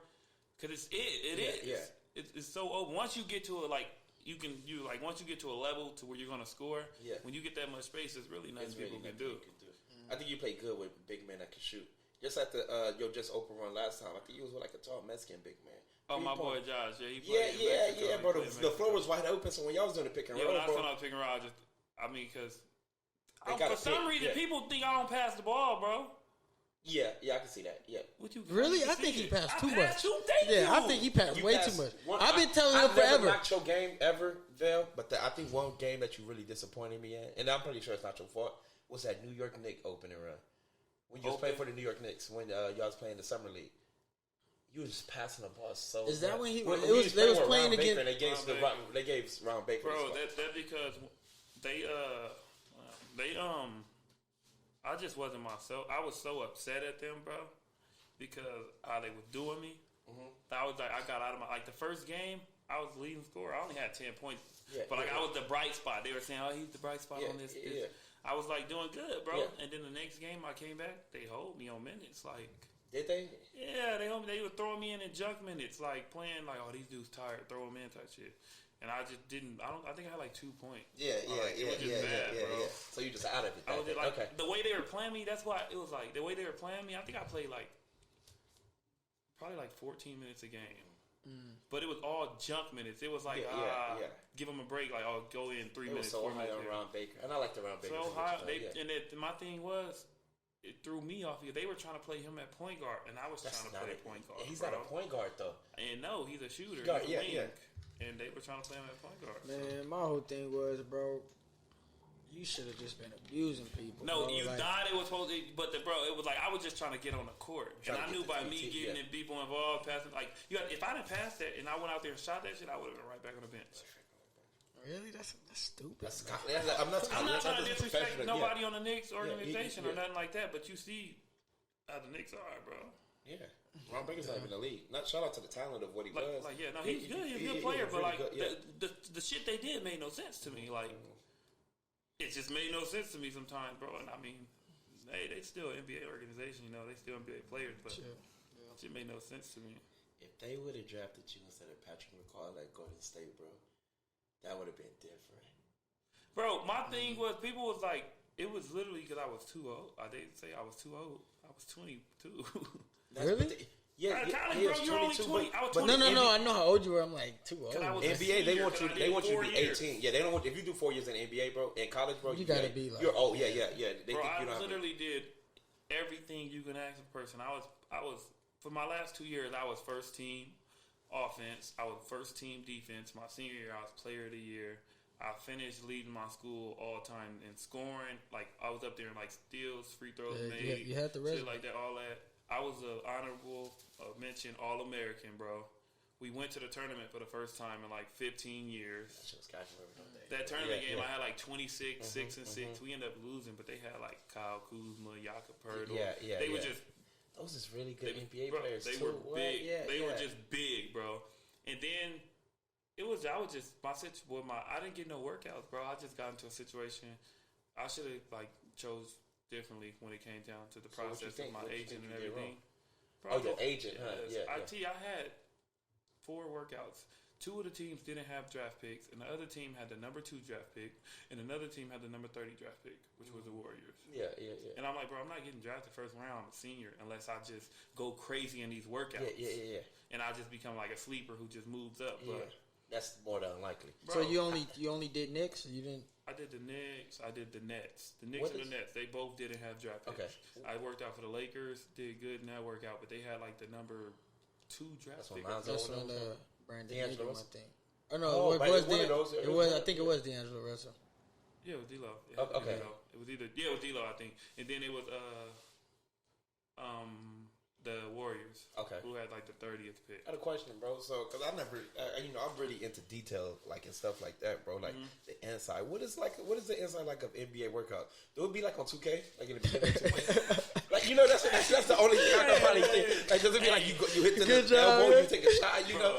The thing about workouts was like everybody, we're super competitive in there. Yeah. But we super all for each other. Like, you be shooting, knock that down, Vell. There you go. It's like we be in a locker room for like 45 minutes before the workout, getting to know each other. We come out that shit, you would think we all play together. Brother, like for you 5 years. Yeah. Knock that down, Vell. Good shot, boy. Good shot. There you go. Okay. There you go. And then when we compete, everybody's competing hard against each other, but it's not like no negative energy. No, bro. okay. And those are the favorite things in the workouts, because it was like nobody was in there hating on you. Like, okay. Like if you got a resume higher than there, they're trying to kill you. Yeah. But that's what you think. Yeah, it's your job. It's business. Bro, so never personal. It wasn't like 2K. Yeah, okay. so what I'm saying, like when you do your drills, what is it like? 5 shots in the corner, 10, like like what? So what is it's different. Every team does different things. Okay. So with the Knicks, we did like some 3-on. We did like some weaves, some 3-on-3s, 2-on-2s. Okay. 1-on-1s. Oh my goodness, I went crazy in the 1-on-1. See, like I went, and then I'll never forget this moment, bro. I think Kay Felder was guarding me. Felder was it? Okay. Is that the short dude? Short dude. Yeah. He was averaging 30 at Oakland. Yeah. He had a buzz on him. Yeah. I remember, bro. Yeah, he's good. With the craziest move. He hit you. Boom. You hit him. No, I hit him. Oh, okay. Shook the shit out of him, then hit the jump shot. Yeah. And then I turned around because Phil Jackson was sitting right behind me. Phil Jackson was in our workout. Yeah. I turned around, all I seen was him do this. Oh, man. That's I don't want to work out. I don't want to work out. Hey, after that, I went and downloaded a Phil Jackson book. I started trying to learn the triangle, bro. And this what happened. This what killed me in the Knicks, bro. Outside of the G League players who was on that workout team, all of us were rookies new. They tried to teach us the triangle in 2 days. Oh, my God. So you can't run a triangle with no big man? Yeah.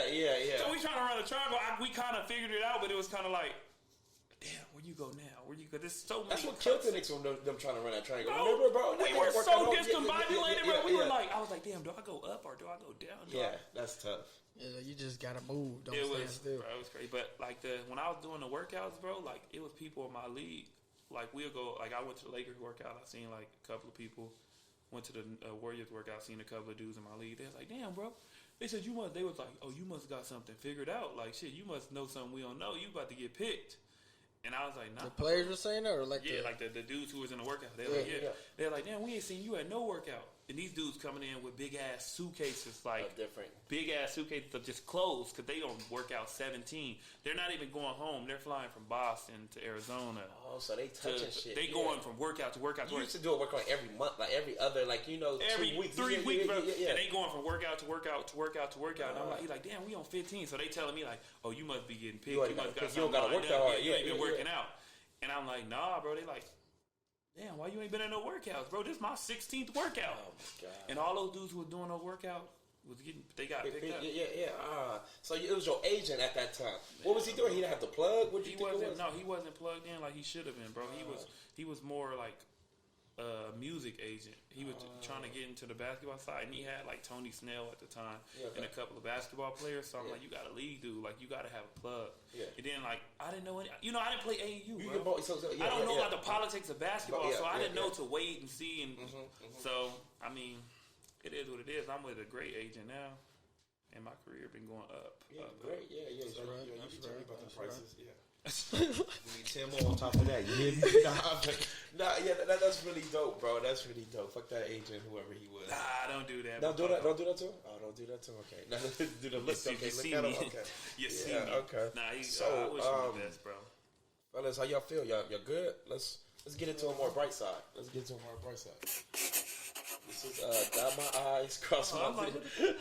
This is dot my I's, cross my T's, Vell. So you a very important guest of ours, bro. We do this game as if there's more attention to detail on things. Yeah, okay. You watch the show. Yeah, you watch the show. So I'm gonna give you some questions and just answer. And just you do. So I'm gonna give you some questions, both of y'all, and I want y'all to answer them as truth to the best of your ability.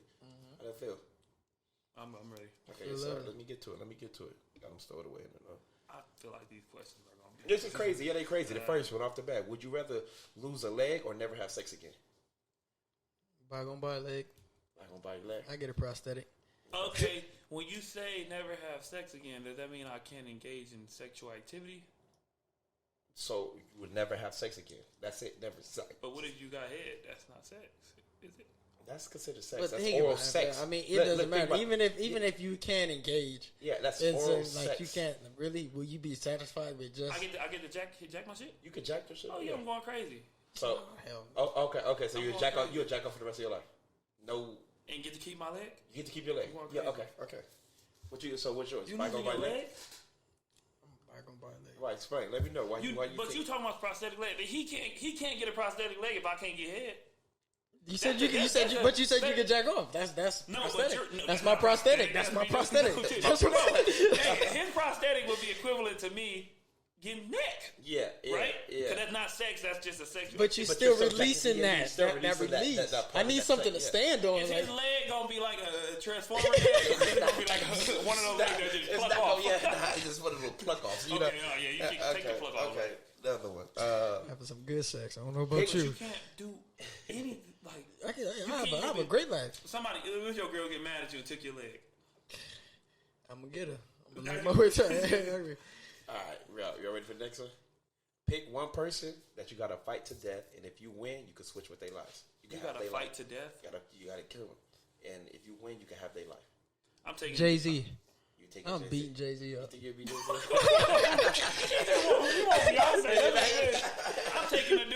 I'm taking a dude in the wheelchair who talk on the wheelchair. Steve Huff. No! I take it back. Why do you take his life? Oh, that's foul.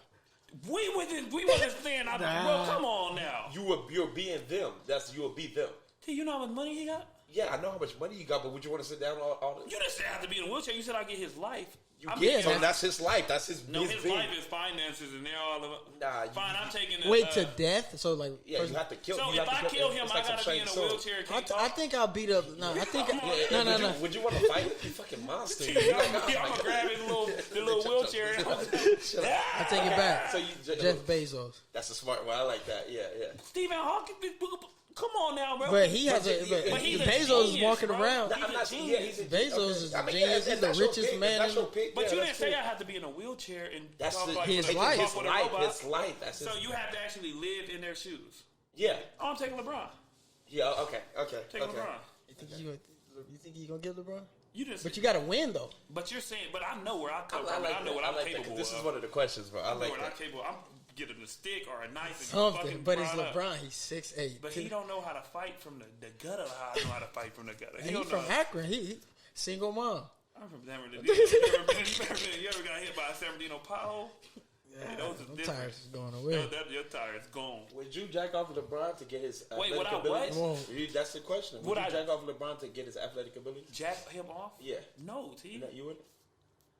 to get his athletic, but everything that he has packaged in his abilities. No, because I love my athletic ability. Yeah, okay, but I'm saying if you got imagine if you had LeBron James. But you're talking about jacking a nigga off, bro. Yeah, it's a question. We asked him this shit. Would you do it? Need it? Wait, I'm not the. I don't answer the question. I don't answer the question.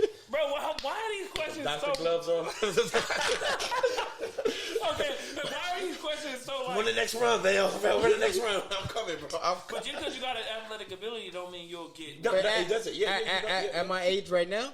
At your age right now. Yeah. Why are you even thinking about this? It's cool. Why are we thinking about it at the age of this? No, because I'm not okay with that question. I'm not okay with a thought process behind that question. Okay, hey, just. Would you do it? Yeah, young 23-year-old.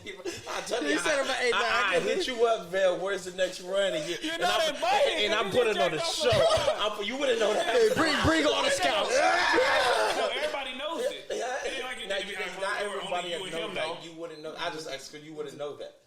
I just be like, I'm working. I'm trying to get the details of the situation because this is cross my T's, dot my I's. Yeah. So you would just know that you like him off, and only him, just you and him. Yeah, me and him. So the world don't know. I don't think how would the world know? It wouldn't be on TV. I mean, I doubt LeBron gonna be like, hey. No, it was something that everybody know you did to get those. No, I didn't put that in the question. No, but I want the details. Yeah, if you want the details, I wouldn't do it if it was that. Yeah, I wouldn't do it. So you would do it. It's a thought process.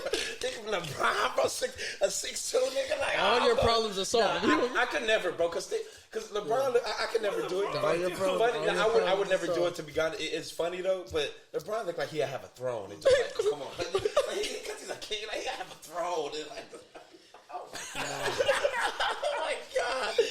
I couldn't do it. That's not even cool. Okay, I got it. Seriously, I wouldn't do it, though. Yeah, I wouldn't do it either. Yeah, it's funny. It's funny to joke about. 5-minute dialect about it. Y'all will do it now.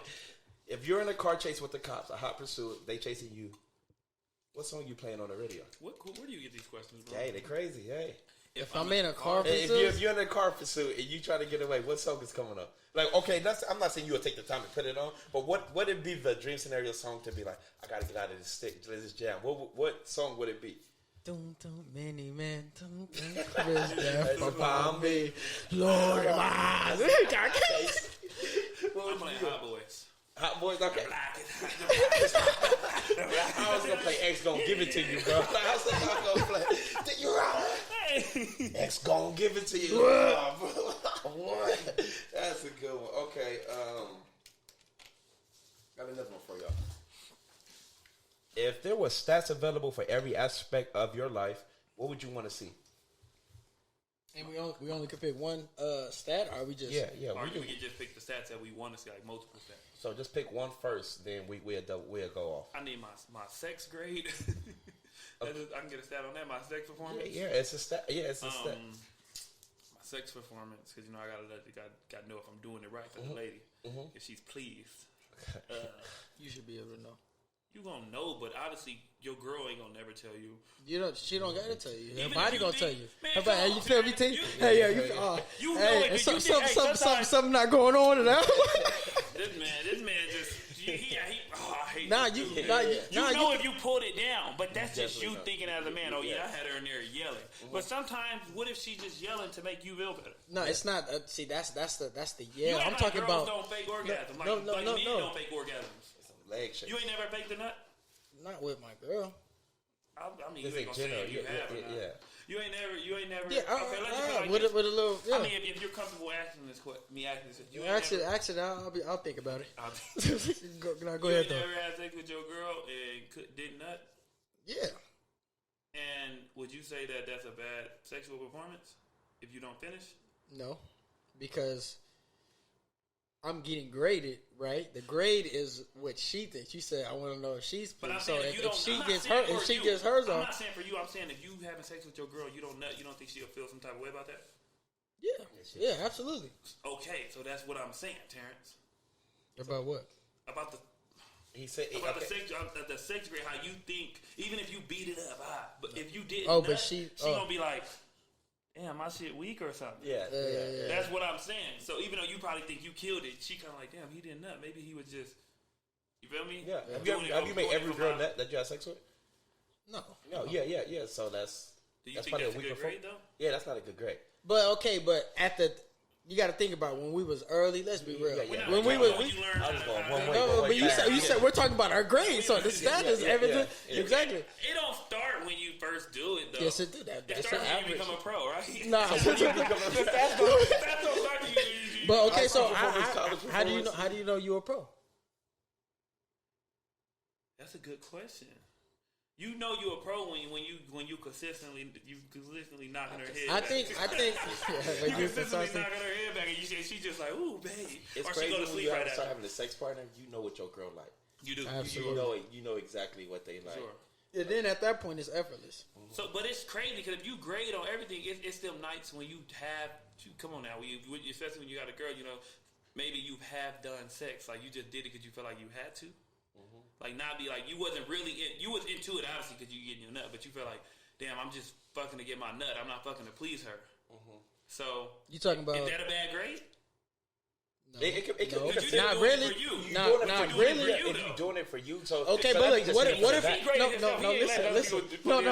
listen. What if I'm doing it for self?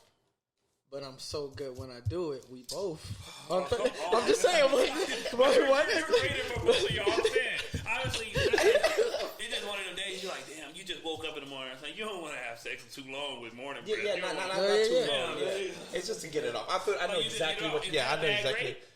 That's considered a bad grade, though. Yeah, right. Because you ain't giving it your all. Yeah, you're not giving it your all. So that's when I'm coming back telling you that you may think you beating this shit up, but you're not because that's what you think. Your girl probably love you so much that she never gonna say, baby. There's one gonna never after sex be like, damn, baby, that's all you got. No, she ain't gonna never do that. Even if she felt that way. No, there's one thing. Please don't ever lie to me about. Look, don't ever lie to me about my sex. Well, that's it. There's probably other stuff, but if it's bad or if it's too short, well, you know if it's too short, but. If there's something that's on, both in a rush. Well, yeah, it's a quickie. Like if there's something that you want it done, and because you got to think about it, we at the age we dating for marriage. So I'd be damned if we 20 years in, it's like you ain't never what? You're not comfortable. But you don't say don't lie to me about that. But it's kind of like it's something they say don't lie to me about, but you're gonna lie to your girl about. Like babe, how I look in this? Even if she ate a little taco or something, she got a little taco fudge. You ain't gonna be like, damn, babe, you might want to suck that in. You gonna be like, damn, babe, suck that little taco cut in. Yeah, you gonna be like, you look amazing, babe. All right. What's wrong with this? How is that wrong? So now you even if your girl wears something and you don't like it and she thinks she look pretty, you ain't gonna say nah, but you ain't gonna say, babe, take that off. You don't look that good. I'm not gonna say it like that, but I'm like. Nah, I don't like them shoes, or I don't like. But you're gonna sugarcoat it, even. No, I'm gonna say I don't like. That is my real feeling. So let me ask you this. So if I say no, wait, let me say this word. So if I say, T, that green shirt is hideous, or if I say you could have wore a different shirt, didn't I say the same thing? I said the same thing. No, but I'm just using. You know what I'm saying? So if your girl giving you head right now, and she'd be like, babe, you liking it? Like, I'm giving you the best head ever. That's the best head you ever had. Is you telling her the truth, saying that it's the best, or is it not the best? Or you gonna be like, nah, you know what? It was a girl named Shirley. Okay. While she's doing it, like, oh, just you're never gonna be like, no.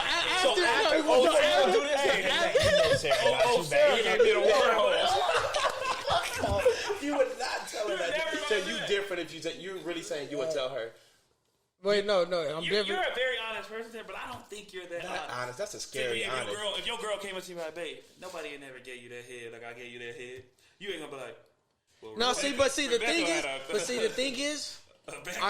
The thing is, I would never ask a question like that because I know what can possibly. Not you. She asked you. Like, you know what I'm saying? Because you're the honest person. You ever had? Yeah, she's like, she's talking to you. This the best head you ever had. You know, just probably somebody that's. That she thought she was going crazy, making noise. You gotta know, like, you have those days,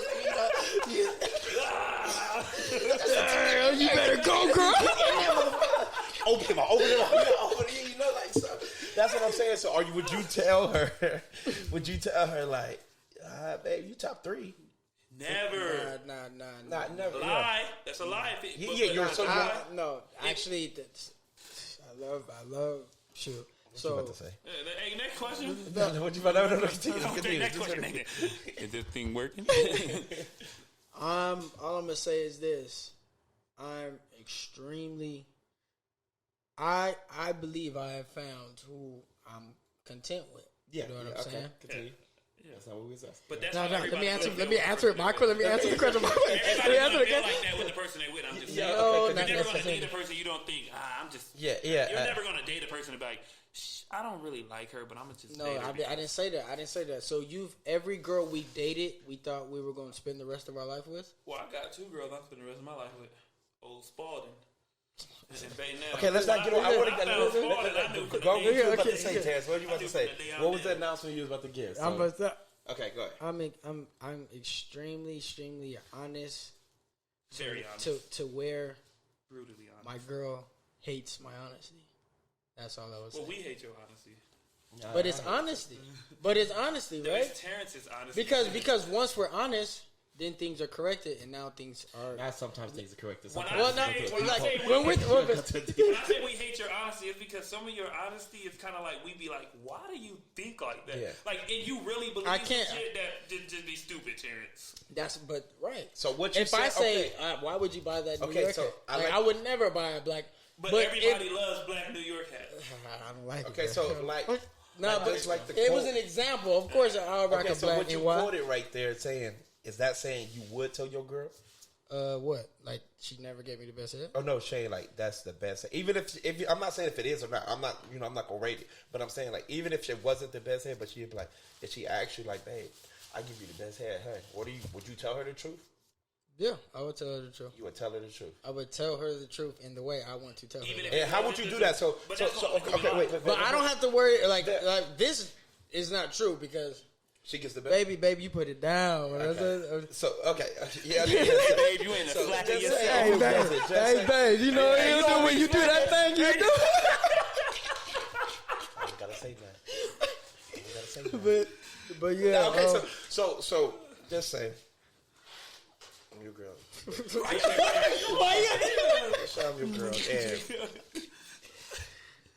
I'm giving you the best head, ain't I? Now what? Now that's different. Now what? Now when you're in the moment, it's like okay, it's like put my dick in your mouth. Okay, so I'm pretty sure she's gonna watch this podcast. I'm pretty sure she's gonna be curious. So she's gonna be like, "Hey, do I give the best?" Oh, we've already had the conversation. The whole section will get done. Yeah, so she counts. So she's top in everything. She's top everything. In everything. Everything, baby. You the top. Hey, and I would like to add to that. Sometimes, but sex is also. Yeah, I'm gonna say exactly. Okay, go ahead. Sometimes it's the person that what you with makes the sex way better. Like sometimes it's really 5 sex, but you love this person, so it's 20. So it's like, man, you don't really know how to. So let me just throw something out there. It's not true, but it's probably Sammy probably had the craziest box, but Suzy over here, who I've been with for 4 years, the way the chemistry and everything. You know what I'm saying? Trey Songz said it. Sex ain't better than love. You didn't care about. Sex ain't better than love. You didn't care about Sammy, but she come over and it's like, I hate you, but I know we all have them times when you had sex with a girl, you even want her to just leave. Just go home. Just go. Well, with your girl, you could cuddle with your girl. Y'all about to cuddle on that show that y'all always like to watch. You know, it's like little shit like that. So that's how you know. Yeah, that's how you know. That's how you know. That's why, I think I got the cheat code. It's hard. I never thought I would have this cheat code. What's the cheat code? Of what, pleasing your woman? No. I'm talking about being content. Being content.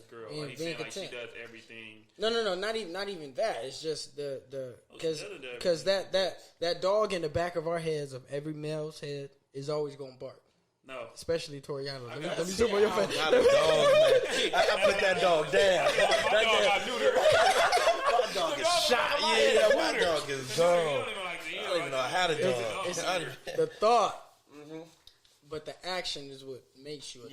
You know what I'm saying? And once you realize ain't nothing out there but STDs, and the other thing is Pornhub can settle that. So I'm good.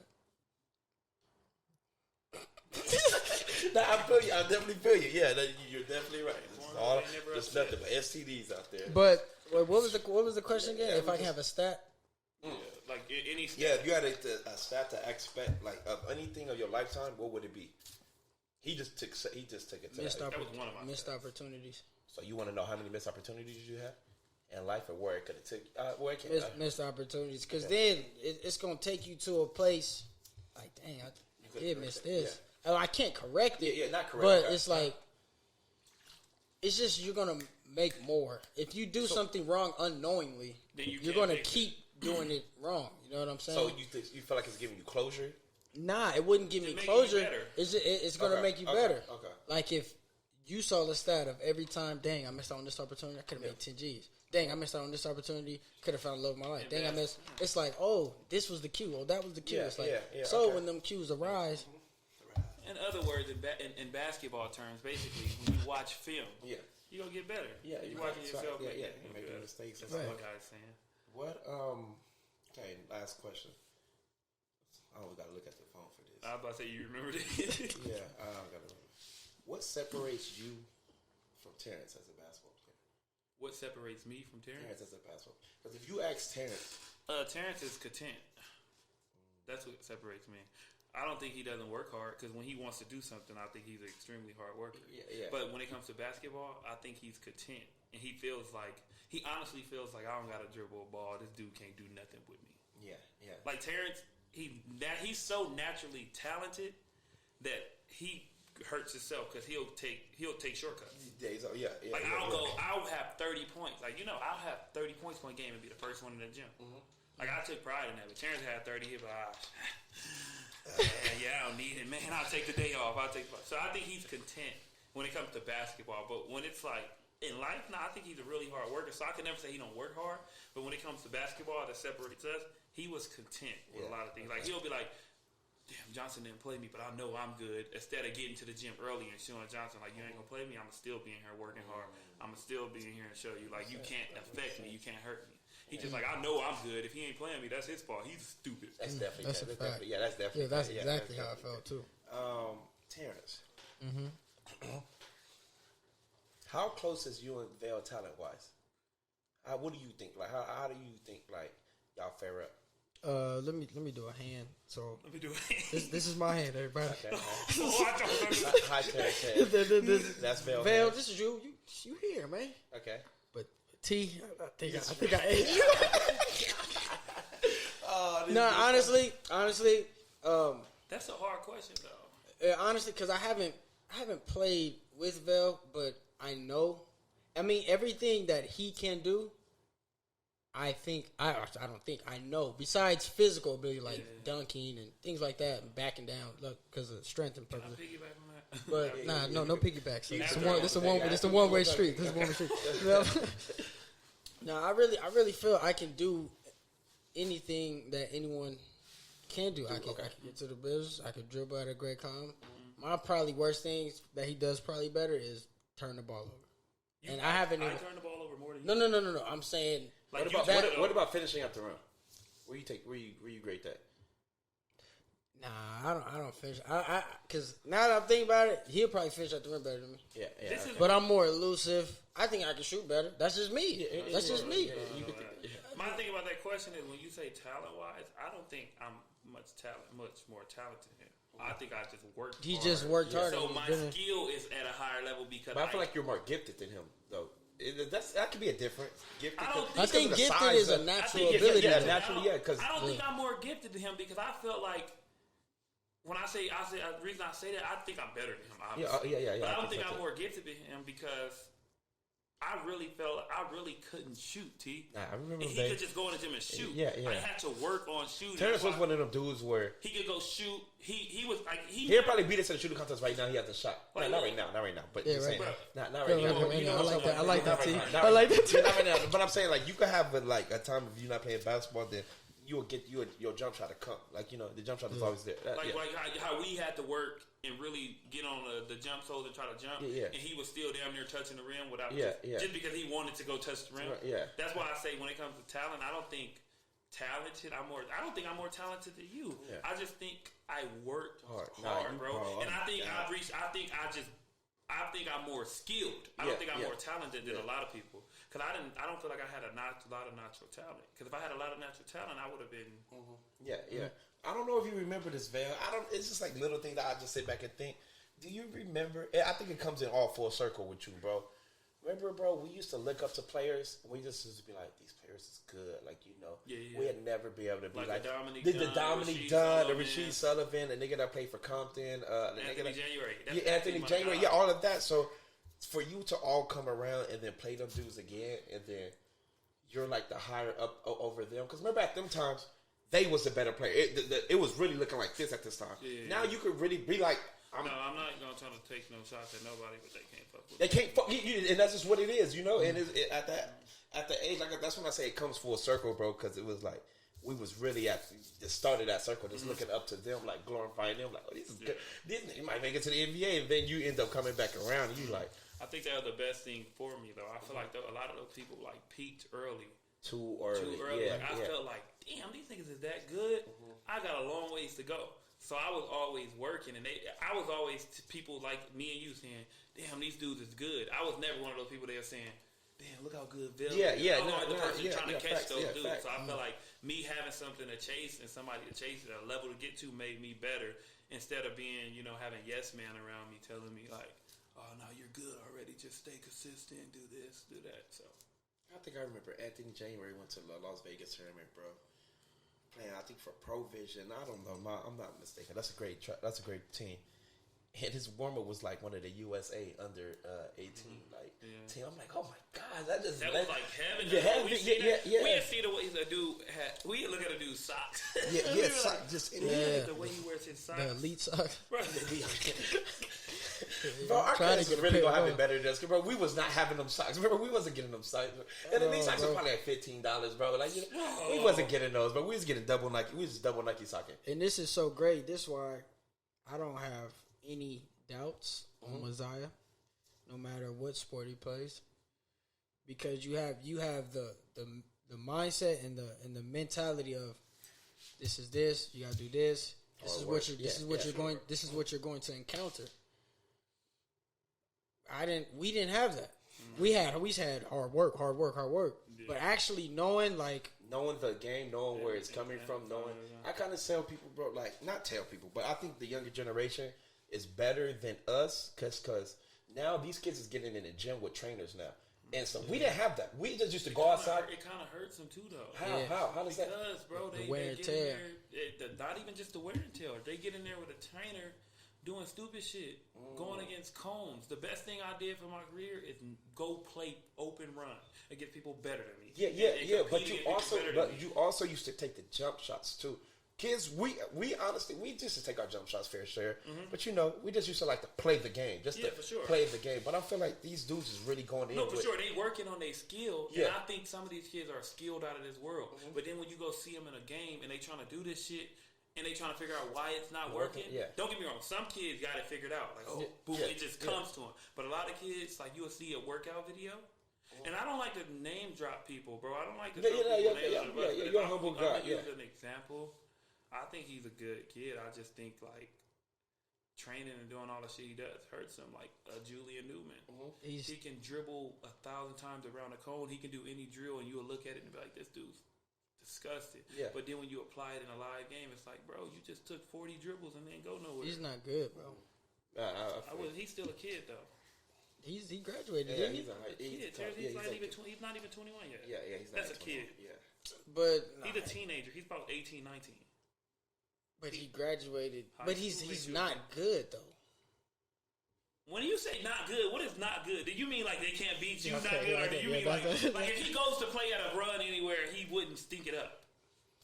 Okay. He wouldn't. I'm not saying he'll go crazy, but if he's open for a three, he can hit a three. I got you. He can dribble the ball. Nobody's gonna just go take it from him. So mixing that in that, what do you think it is the best way for the kids? So in y'all purposes, because y'all got kids, y'all growing up. So is it to train with them? Like, is it for them to do them train them jump shots, the cones and stuff, or is it just them just playing the game? Both. Yeah. Both. Yeah. Okay. Yeah. Both. But we didn't do the training. We didn't think about it. We didn't do no training. We wasn't doing no. We wasn't being like, work on left hand doing this. My thing with us though, we were tough, bro. Yeah. No, we definitely was. No matter what happened, we were tough. We were gonna figure it out. And the great thing about us is we were taught to play defense. Oh my gosh, bro. We didn't have no offensive drills at Ike. Johnson didn't have us coming off ball. He was not we coming did 4,000 closeout today, 3,000 flybys, and ball fakes, box outs, ball fakes, bro. You never once see somebody coming off the screen with Johnson. All we did was play defense, bro. Yeah, I remember. And we were just tough. So I feel like we were tough, bro. You can't teach toughness. Yeah. At all. You can't teach that. Nah, not really. Yeah, and I like that because, like you said, it's a branch of us. It's a branch of us now that we know more of the game just because we was taught in it.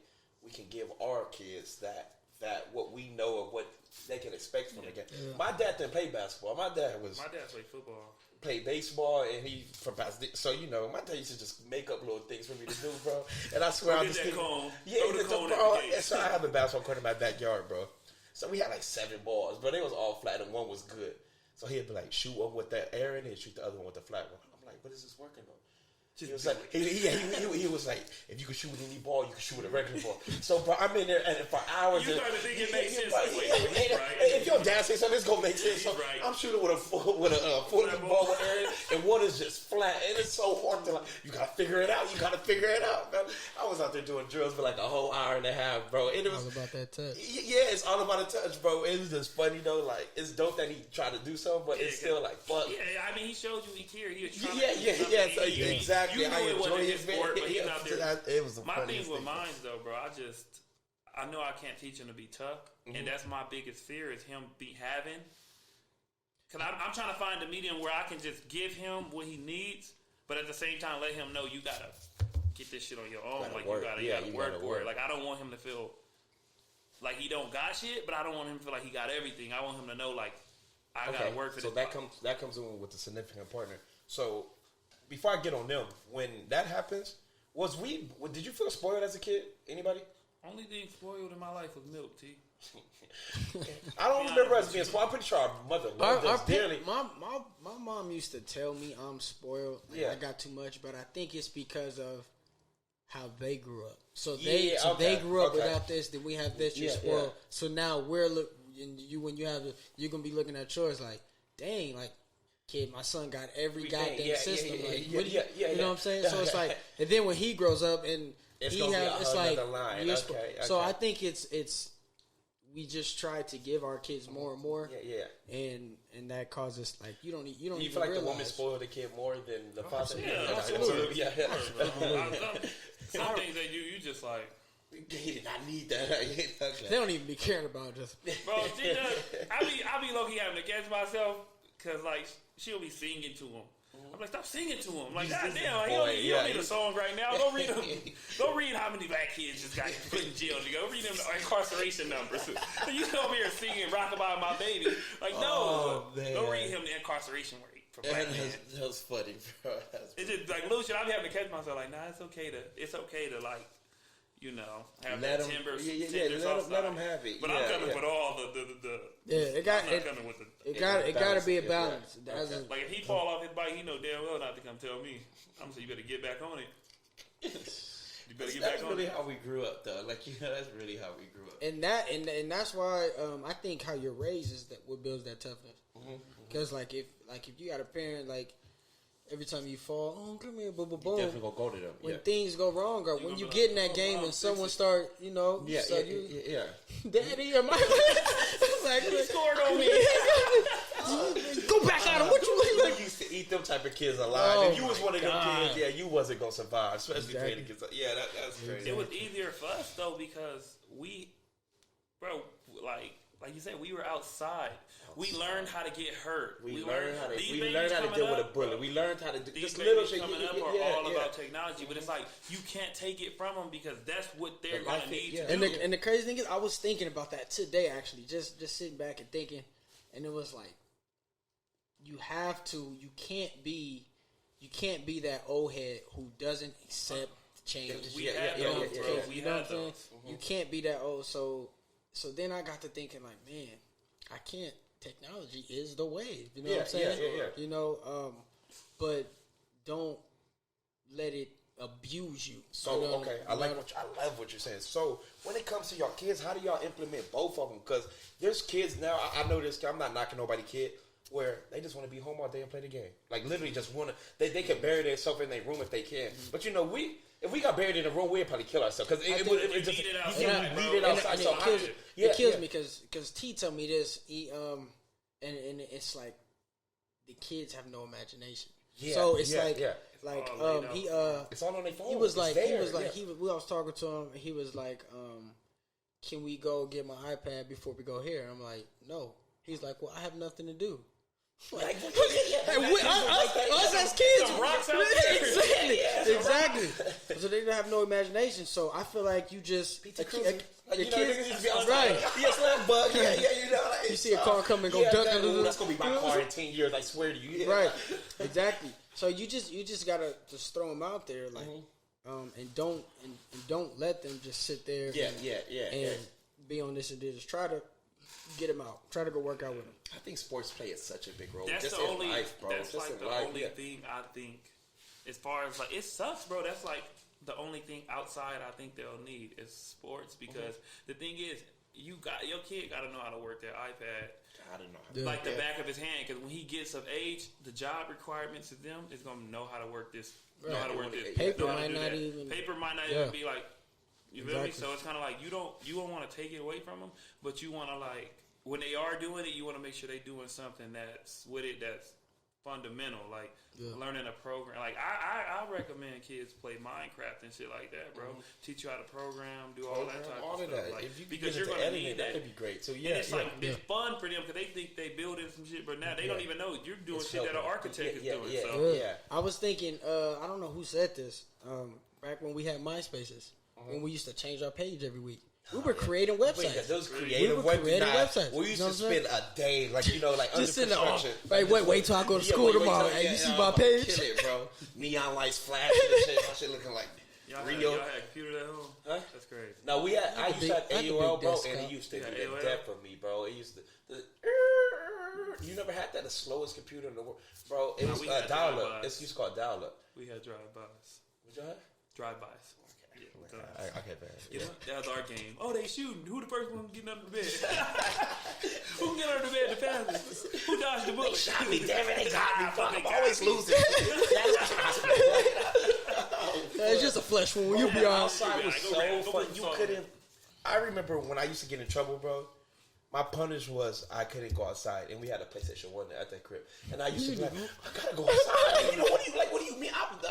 Bro, and it was just the craziest thing. My thing is, I feel like kids would go outside more if they couldn't reach their friends through the technology. So it's like, I don't need to come to your house, nigga. I'm talking to you right now. But when you actually don't have that, like they don't. It's not that they don't have human interaction because they do. They're talking to them. But if they didn't have that, like.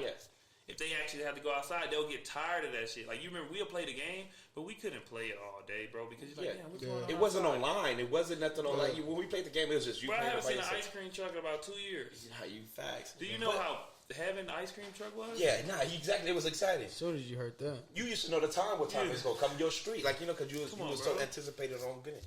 But that's even as adults too, though. Like, think about it. Not saying everybody has their own life. Everybody do this thing. We can talk on the phone, Vell. We have the funniest conversation. Yeah. But this is better. This is human, right? This is way better. Way better, bro. So, damn, I don't know, bro. Social media is good, but then it can take away from so much. But too, it's the same thing we talk about, the balance, bro. When our parents would tell us, bro, the shit we were doing.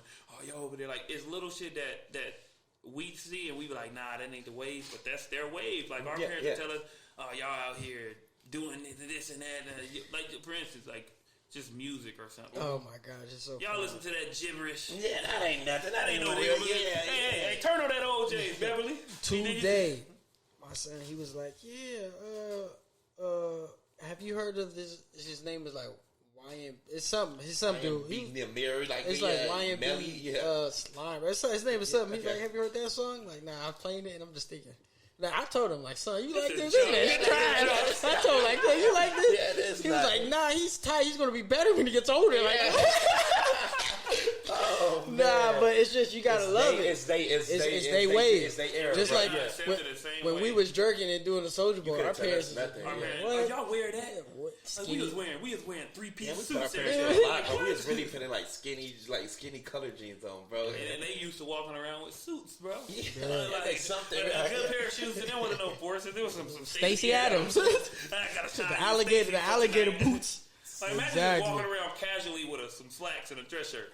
Yeah. With a pager. Oh my God, not a phone call, but a pager. You got to get to the nearest phone booth. Oh, that's crazy, bro. That's just life, though, bro. But the thing is, it always circles back. Mm-hmm. It always circles back. So it'll be a point where people are outside again.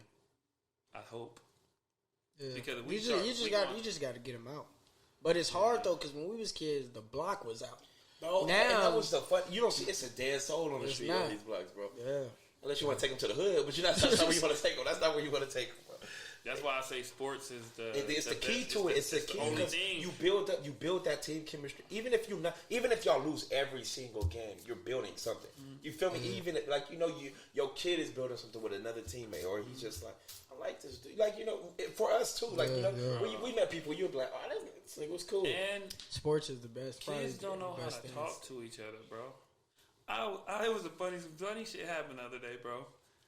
I know these little kids probably friends online or whatever they is. Yeah.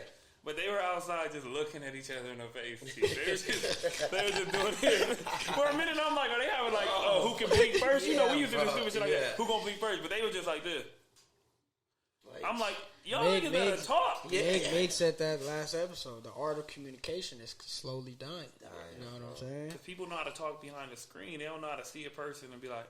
Because it's like, when you talk to somebody in person, you know it's not a rush. It's not a rush. When you're on the phone, you get on FaceTime, you know it. You about to get off the phone. So I'm not calling you to talk to you for 2 hours and a half. I'm just not, But if we just talking like, and you got time to think. So you have time to think. You have all this stuff to do.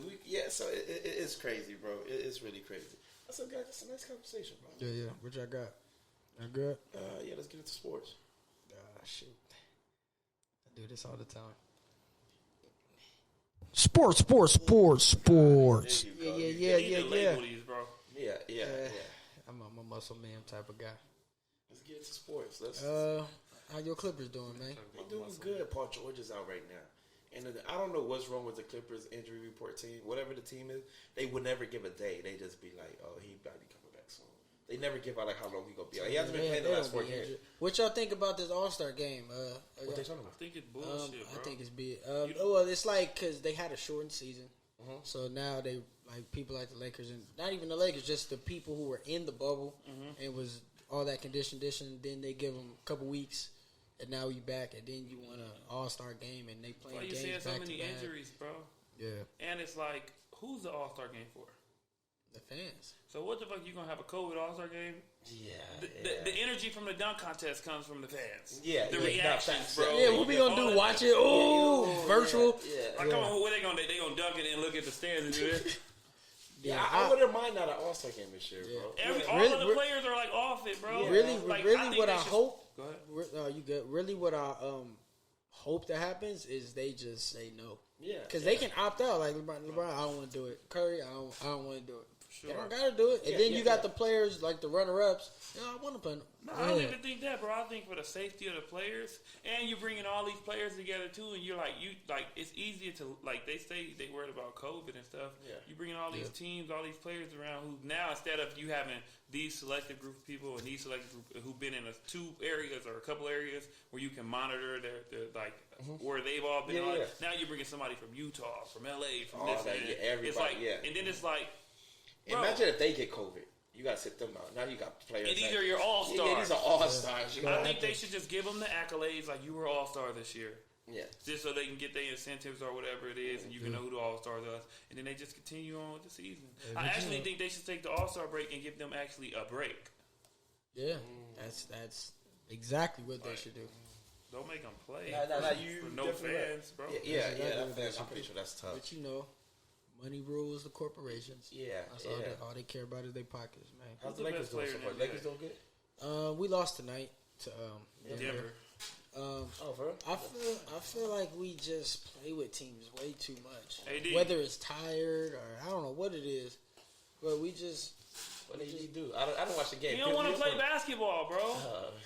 I was banking on AD being what LeBron is right now. I thought he was going to be MVP. He's supposed to be carrying the Lakers, but LeBron is playing damn near season, not career high. No, he is playing career high.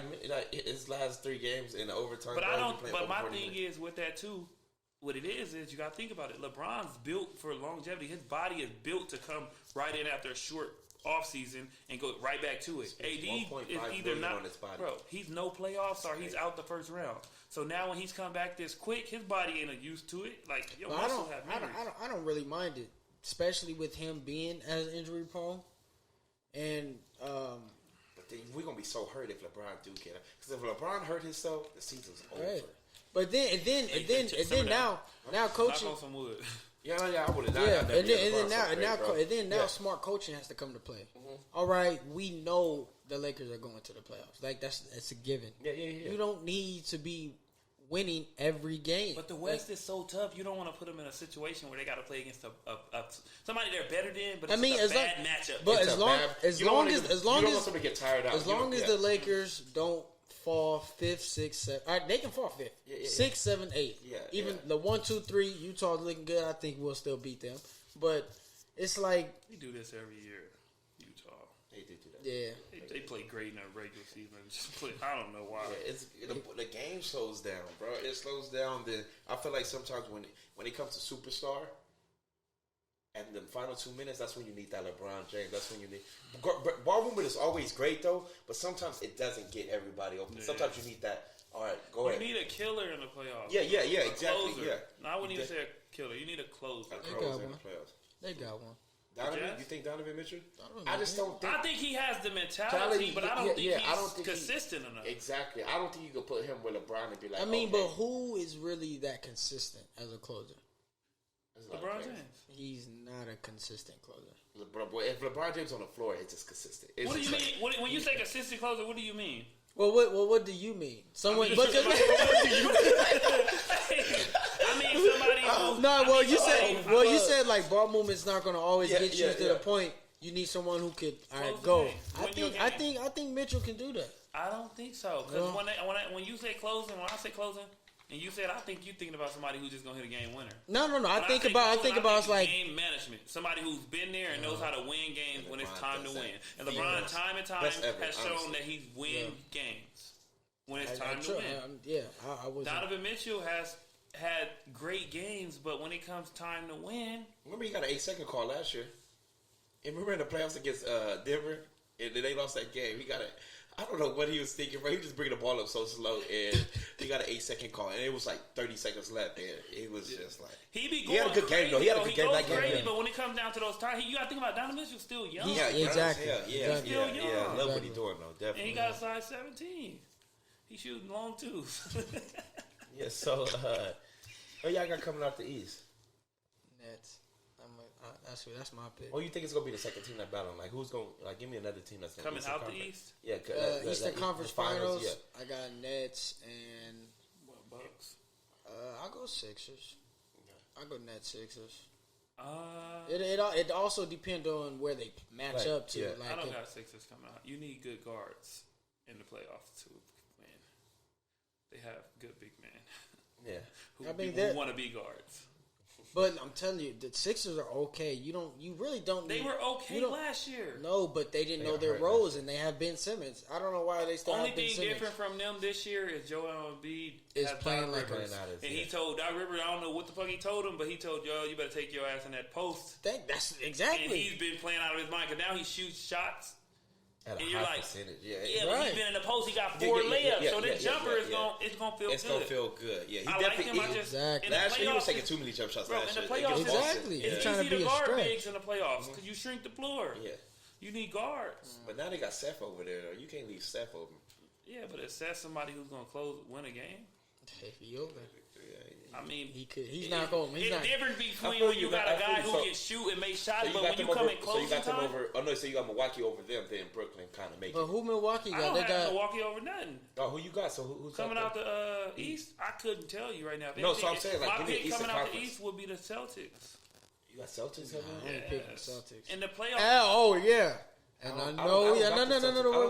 I know y'all been seeing my boy Jaylen Brown. I know y'all been seeing. Yeah, wait. You said Jaylen Brown is better than Jason Tatum? I never said that. Those words. Well, what were you saying? That was you said you would I take. I said, who would you take? Yeah, did you take him over? You said he's better. He's better. Yeah, I was. Yeah, that's what you're saying. And what we said was, yes, Jaylen Brown is a great player, but Jason Tatum is a superstar. It's a difference. Yeah. You don't think Jaylen Brown? You don't think Jaylen Brown is a superstar? Potential? No, superstar potential is somebody who can go out there and give. Can you? This is what I did. He's a great player. He's tough. But Jaylen Brown's never going to give somebody 60. And if he does, you're going to be like, damn, Jaylen Brown has 60. But if Jason Tatum go get 60, you're going to be like, yeah, that boy got that in him. Yeah, I can see that. He's a superstar. He scores the ball at a high clip from 3 levels. And so does JB. Not at a high clip from 3 levels. Yes, he's not from 3 levels. His field goal percentage is. He has no post-up game. His field goal. That's it. That's it. He go dunk and he shoot threes, which is cool. That's it. That's 3 levels. Dunk, mid-range 3. That's 3. No, he don't have no mid-range. He don't got a one dribble pull-up off a pump fake ain't mid-range. Jason Tatum. Why does he love doing that? Jason Tatum is just more. Go to the basket, shoot the 3, and he will ice you off the bounce. So who's having a better season? Right now, Jaylen Brown is having. He's more consistent. He's having a better season. Why? Because he's more consistent. But then again, he's more consistent. His field goal percentage is better. Like you said, Terrence, if you coming into the game, Terrence, and you defensive coach, who are you a main for? Who's your focus? Who you? If I'm going to the Celtics, yeah. If you're going against the Celtics, I go JT. Yeah, you. I'm just saying he's on the rise. So I like Jaylen Brown. Yeah. So who's having a better season out of Kyrie and James Harden? A better season. It really just depends on what you want. I'm going to say James Harden. Jaylen Brown is having a better season, but he does. He's shooting better. He's averaging more points, more rebounds. Because he's doing everything better. Keyed on his percentage may be better, but who's getting the ball in clutch time? Depends. It don't depend. I mean, we would think it would go to JT, but you know. You would think it's going to JT. Jaylen Brown is averaging 26 points, 51% from the field goal. Because he's shooting a lot. 5.7 rebounds and 3.4 assists. What's his 3-point percentage? 26.5. It's like 40%. I'm not sure. 40?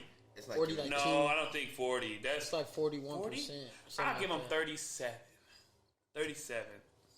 But I think they're neck and neck though. So like if JB is like 26.5 and 6. Boys like 26, Tatum 6. Is 25.6, 45% from the field, 7.1 rebounds, and 4.5 assists. So he's averaging more on everything but rebounds. Yeah, he averaging 2 more rebounds than 1 more point. Yeah, he averaging 2 more rebounds and Jason Tatum is? No, Jaylen Brown is averaging 1 more. I think not even 1 more point, 0.4. 0.4 more points, but Jaylen Brown is averaging more rebounds? Jason Tatum. More rebounds, I can see that, and more assists. No, assists is 4.5. His is 7. Oh boy, it's 7, I believe. So Jaylen Brown assist is 3.4. That's Brown, and Tatum is 4.5. So he averaging more rebounds and assists, and 0.4 less points, probably because he's shooting more. Yeah, 0.4 less, and he's the guy. Jaylen Brown got 6 more percent in his field goal percentage. That's a big percentage. That's because he finishes at the rim. Yeah. Well, finish at the rim, JT. Give me some rebounds. He finished at the rim, but he's more of a finesse Kobe jump shooter. You can't say he don't got Kobe in him. He do. Kobe. A lot of people they Kobe also. Don't say a lot of people got Kobe in them because that would be blasphemous. So what's a lot of people? Give me a number, and I'll give you 5, I'm saying 10. Don't say a lot of people got Kobe in them. 5, 10 Kobe? People got Kobe in them? Got Kobe in them. I didn't say they were Kobe. I got 3 people. Kyrie, Rosen, JT. I can only think of 3 people, and it's gonna be the Claw. That's 4. No, it's gonna be the Claw. It's gonna be you don't think JT. Kyrie? Huh? You don't think Kyrie? Nah, I don't think. I mean, but Kobe in them. That's like Kyrie shoots too. No, but like Kyrie doesn't. But Kobe in them, like maybe not physically, but mentally. No, I mean like maybe model. Not. Like I can see their game with Kobe. I'm saying JT, DeMar, and Claude. Kawhi. Yeah. That's all. Yeah, physical game. Yeah. So you asked the question of James Harden and Kyrie Irving. Who you have having a better season? I was asking Terrence who's having a better season. I'm thinking because he's only saying Jaylen Brown is having a better season because he averages more points. That's the only reason you're saying it. I would say it all depends on who you ask. I would say James Harden, even though he's averaging less points. I would say James Harden. I would agree with you too, because he's averaging 12 assists. Yeah, 23 points, 48 11.4 percentage, 8.1 rebounds, and 11 assists.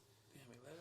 It was 12 the other game. Nah, maybe Kyrie. It's 11.6. So that's it was 12 like last game. I'm telling you, bro. So, like 12.1. Yeah, that 16-point game or 16 assists. He's averaging damn near a triple double. Yeah, Kyrie averaging 27 points, 4 rebounds, and 5.8. But I kind of like that as much as I don't want to agree with it. Because I don't want Kyrie at the not PG. a point guard, but he's the best point guard in the league. I disagree. You can disagree with anything you want to. You ain't gonna he's change not better than James Harden. That's the point guard. First of all, James Harden's not a point He's guard. in point. I'm On this not thing, giving his James Harden point a point guard. guard That's his badge. name. It's point guard James Harden. He's been a point guard his for name the is last. James Harden, not point guard James Harden. He gonna say his name is point guard James Harden. Nobody say hey, point guard James Harden. And then what Steph Curry is doing. Yeah, Steph is doing it. Yeah.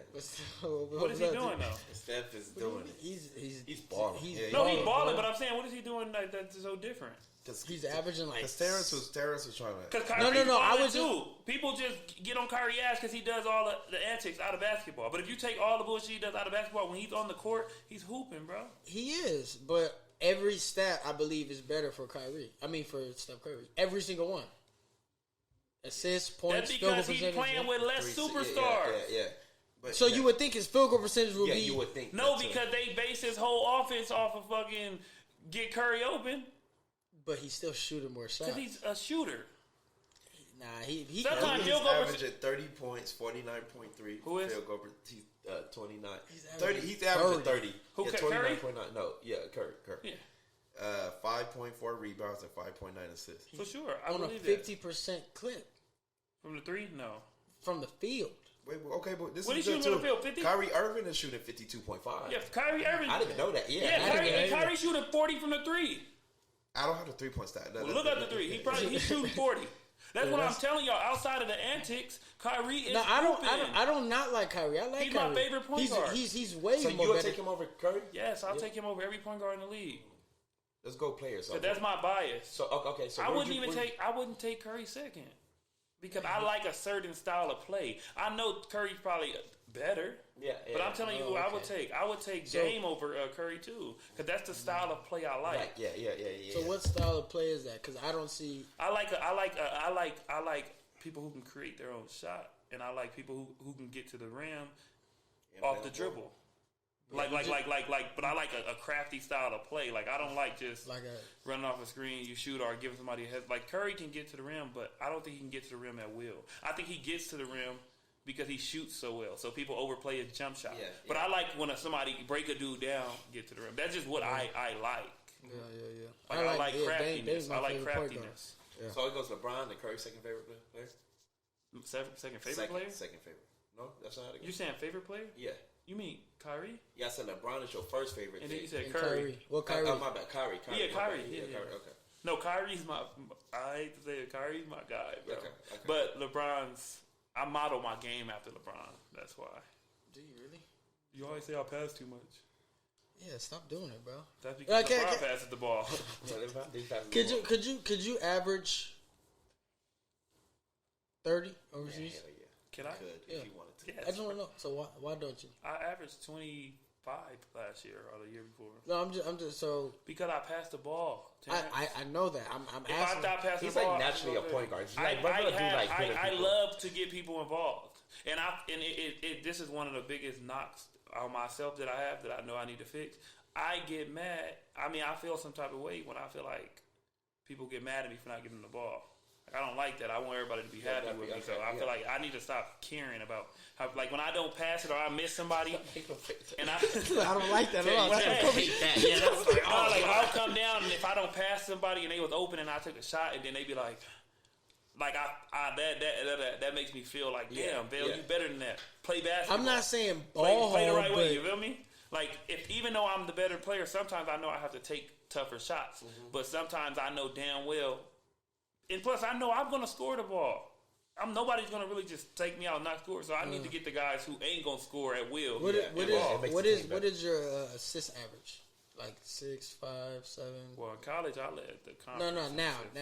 Now? I'm pretty sure you're better now than you were in college. But it's harder, bro. It'd be harder to get assists now. Yeah, no, I feel you because that ball got to move. You know, and then people, it'd be good shot, great shot. Like, I'll pass it to somebody, and sometimes they won't take a shot, bro. When I be mad as shit, they'll take a dribble or something. It's like the European. I know what you're talking about. But, like, my assists are, like, the same. It's like 4 or 5. 4 ball.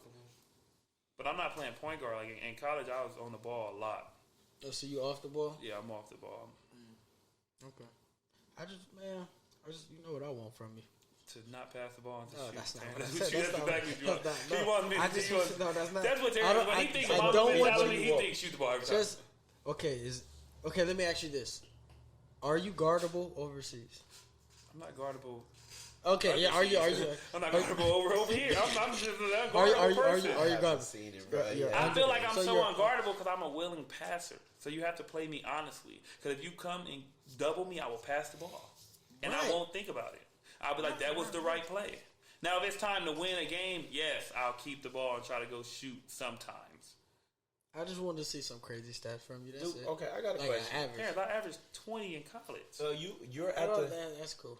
You're at no, it's good, but I said crazy stats. No, it's good. No, that's good. 20 plus in college. Yeah, you're at the skill level. That's good. I got a question. You're at the skill level where you really is probably better than a lot of players. Is there players that you think that is better than you that you played against? Like, not just better that you could be like, oh shit, I gotta bring like 100% of my game.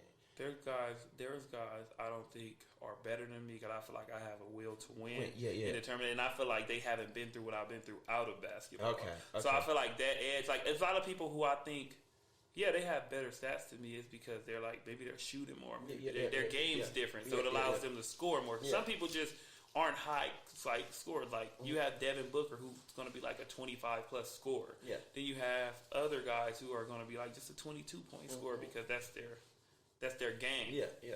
But I don't think a lot of people are better than me. I think a lot of people do things better than me. But I think when it comes down to one on one, I just don't. You don't see it? Nobody it's because my size and my speed and my ability to create space. Even in the league, gives me an advantage. In the league, there's players who are better than me. But if all those players who are better than me will have problems with me. Like it's dudes who I know who are better than me. Nigga, I'm never gonna be fucking 6'7" who can shoot with a 7'9" wingspan with a 40-inch vert. So I'm gonna just throw out 3 people. I'm just guessing 3. You gonna say Kawhi Leonard? Yes, he's better than me. No, I'm not saying he's better than you. But look, but he gonna get this word.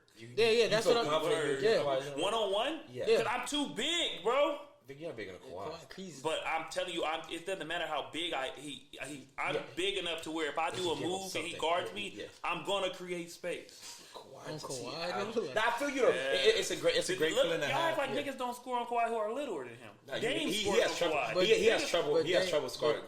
He doesn't guard like he used to guard. Yeah, no one can guard Dame. Who can guard any superstar in the league? And there's a lot of them. Slow down. There's a lot of people who can guard people. What I'm saying, and you're trying to name top defender, yes. No, that's what. No, I'm just asking. I'm just curious. Yes. Especially in a basketball game, I was scoring him because I'm not stupid. I'm a pick and roll his ass. No, I don't like that. Take it. I want you. That's your problem. You don't want to play back. I'm a pick and roll, and I'm gonna come off and depend on. And bro, if I hit him with a move, and the thing is about basketball, people feel it's all about angles and positioning, bro. So if somebody else has the ball, and I'm sitting here and Kawhi's guarding me in a gap. Yeah. When they swing the ball and he attacks me, when he comes to close out to me, I'm going to attack his closeout. So he's already at a disadvantage because I'm a good enough player to know how to attack angles. I love it. So I'll score. I won't score every time, but I'll score. Okay. I got a question for you. You play at a higher level than we probably ever touched. So I want your insight. We haven't took. Come on, it's facts. So, it's levels we. And I don't want people to think I'm arrogant, but if you see me play, you'll know that. You'll know, especially live, not just the clips I post. If you see me play live, you'll know that I could be in the NBA, bro. It's just things didn't happen the way it's supposed to happen. I hold myself as one of the greatest defenders ever in life. That's just how I hold myself. You said what? I hold myself as one of the greatest defenders in life. You were an excellent defender. Yeah, excellent, bro. When you came back, I don't know. I think it was over. I don't know what day, but when you came back, bro, I'm like, fuck, what do you do with this dude? Bro, we was playing ones, like 3 dribbles. I just don't know what it was, bro. And I feel like I was playing the best D I could possibly. And that's the thing, people are like, you push off. But I'm like, what do you think people in the league do? It's not a push off. It's momentum swings.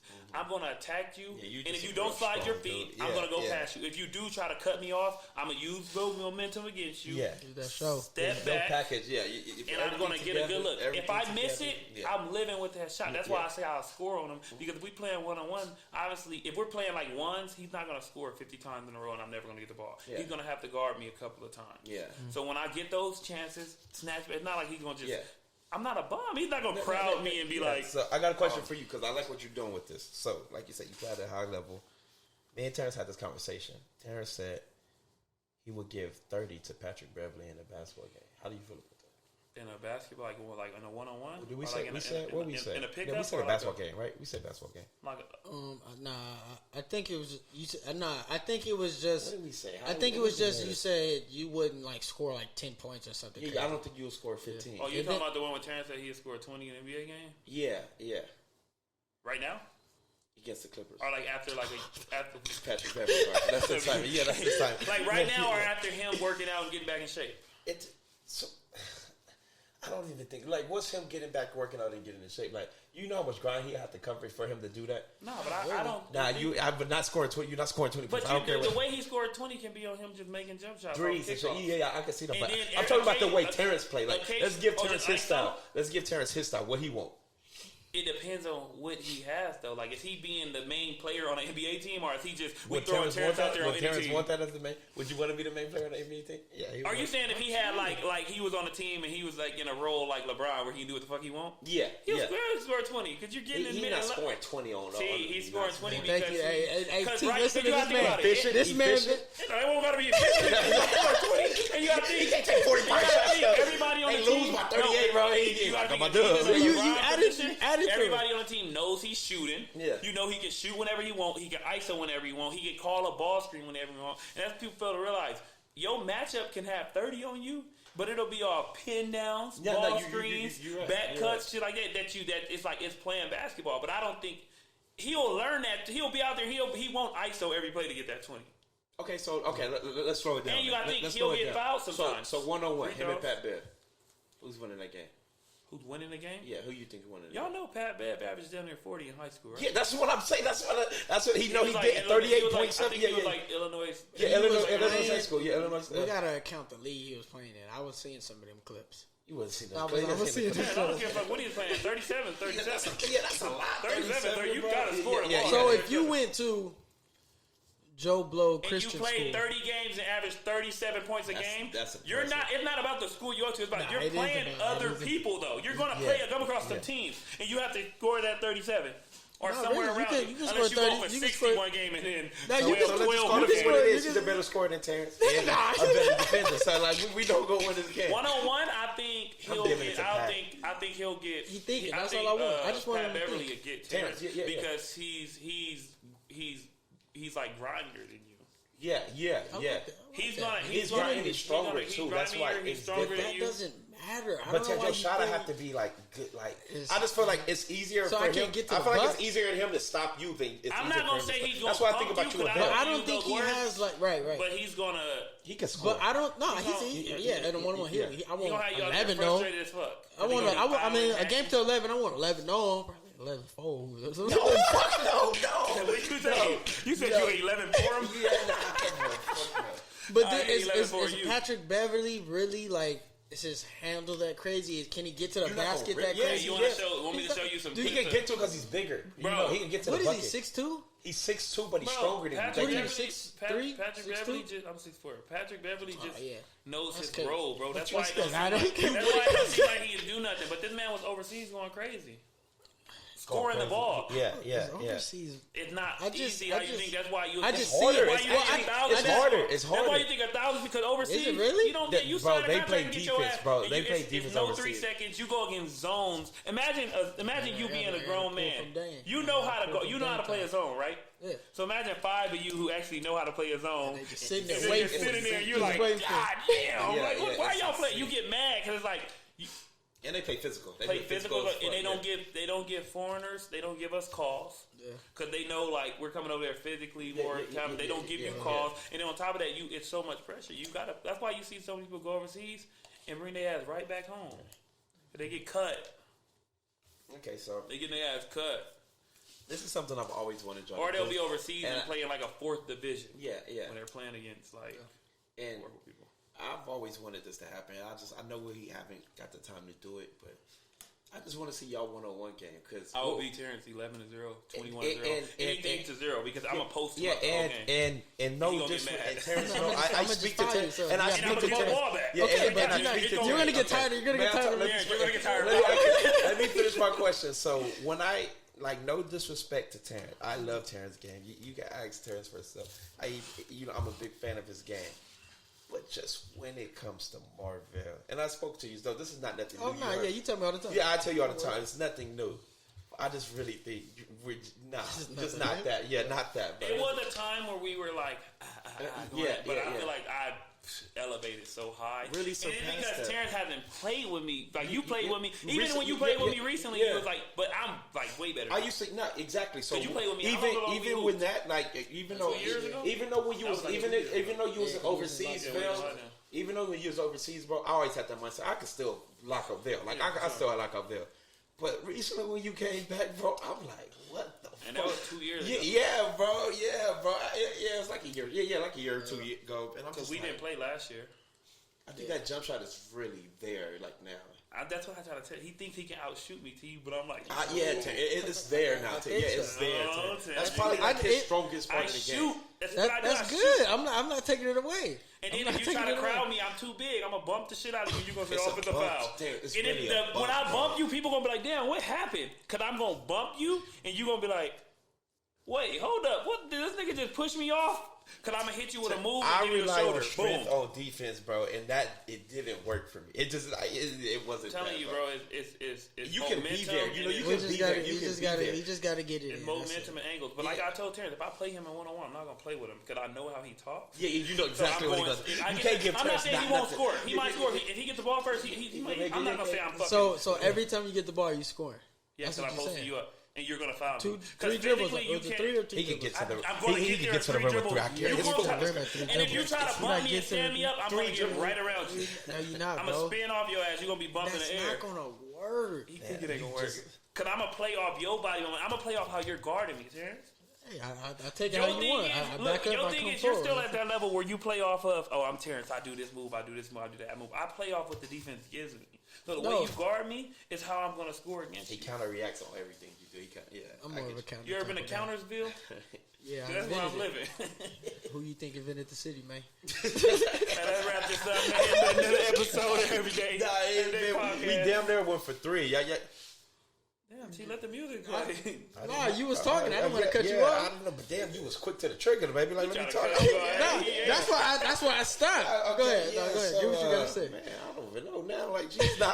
And we damn near went for 3. We damn near went for 3. That's where I was trying to go with it. You know. Hey, y'all better watch this whole damn episode because it's been a lot of intellect from everyday life. This is what we do every day. Even before we get off, bro, because I really do enjoy this conversation. I don't know. I don't think people know how big of a fan you are of this show, bro. Bro, this is every day overseas, bro. Cause I get it a day after y'all, or I'll be asleep when it drops. So as soon as it's up, bro. So when I wake up like at 4:45 in the morning, we get clips. So we in a Snapchat group. It's just all of us. Spectacular Vernacular, created by himself. Yeah, that man. So every episode we do have, no matter what episode it is, you. Just know, waking up in the morning, we getting 15. We getting like 15 videos. Don't let him drink. If he drinking, it's 40 of them. So you know. So it is videos, and he'll just give us the skin. He'll give us feedbacks. He'll give us that, and sometimes they don't go on our favorites. Sometimes it's just a love that you do that. You know, you put in the time to like let us know what you thinking. Because you could be like, Terrence, you was wrong. You could be like, T, you was wrong. Like, you know, you could be like, oh, you was right about that. I be feeling like I'm in a live audience when I'm watching it's dope, though, bro. It's dope that you do that, and we want people to do that. We want people to get. No, that's my thing. Yeah, that's my thing. Yeah. I'm just saying, like it's just y'all think y'all think. we just shining a light on you, bro. We appreciate Man, I you. appreciate y'all, man. I sir. think this shit gonna blow up. To be honest with y'all, Thank y'all. I appreciate it, man. Yeah. Everyday E. Bro, and this is like, this is just like, this is really everyday anyway, bro. Like we in the group chat whenever. It's not like we talk every day because motherfuckers got lives. But when we talk, bro, it's just is how we talk. Exactly, and that's why I feel like. I don't know. That's why I fuck with this show, bro. It reminds me of like home when I'm away from home, outside of my like. This is my family, man. Yeah, this my guys. So you know, I appreciate it, bro. Most definitely. Anytime when you back out, we're gonna get a part 2.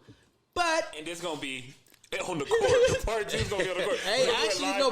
Before we go, when you come back, we're gonna get something. But we got something in the works where we're gonna do like a live little probably like a little 3-on-3 tournament or something. And I don't want to play in it. I just want to be there and watch. Oh no!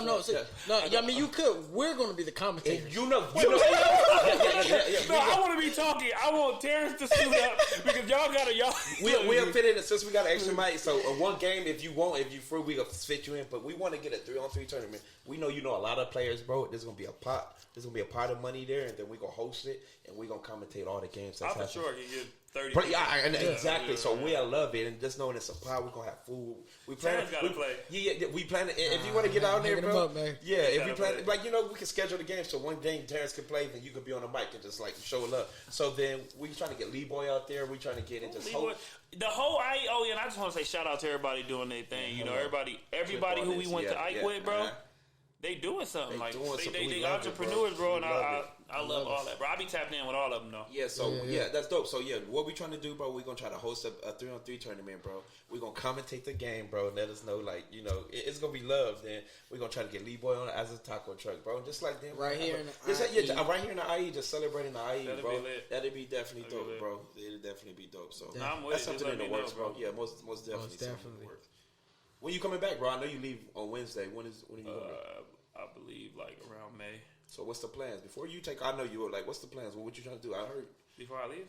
No, after you, like when you come back, because I know you're trying to travel. I know you and your girl was talking about going somewhere. Oh yeah, I be trying to take a vacation every year. I think we're gonna go to Tula.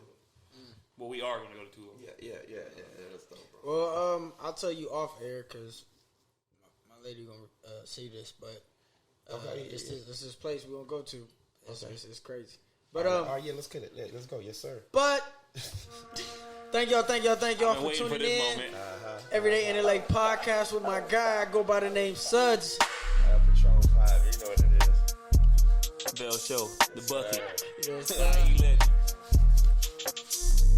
Peace.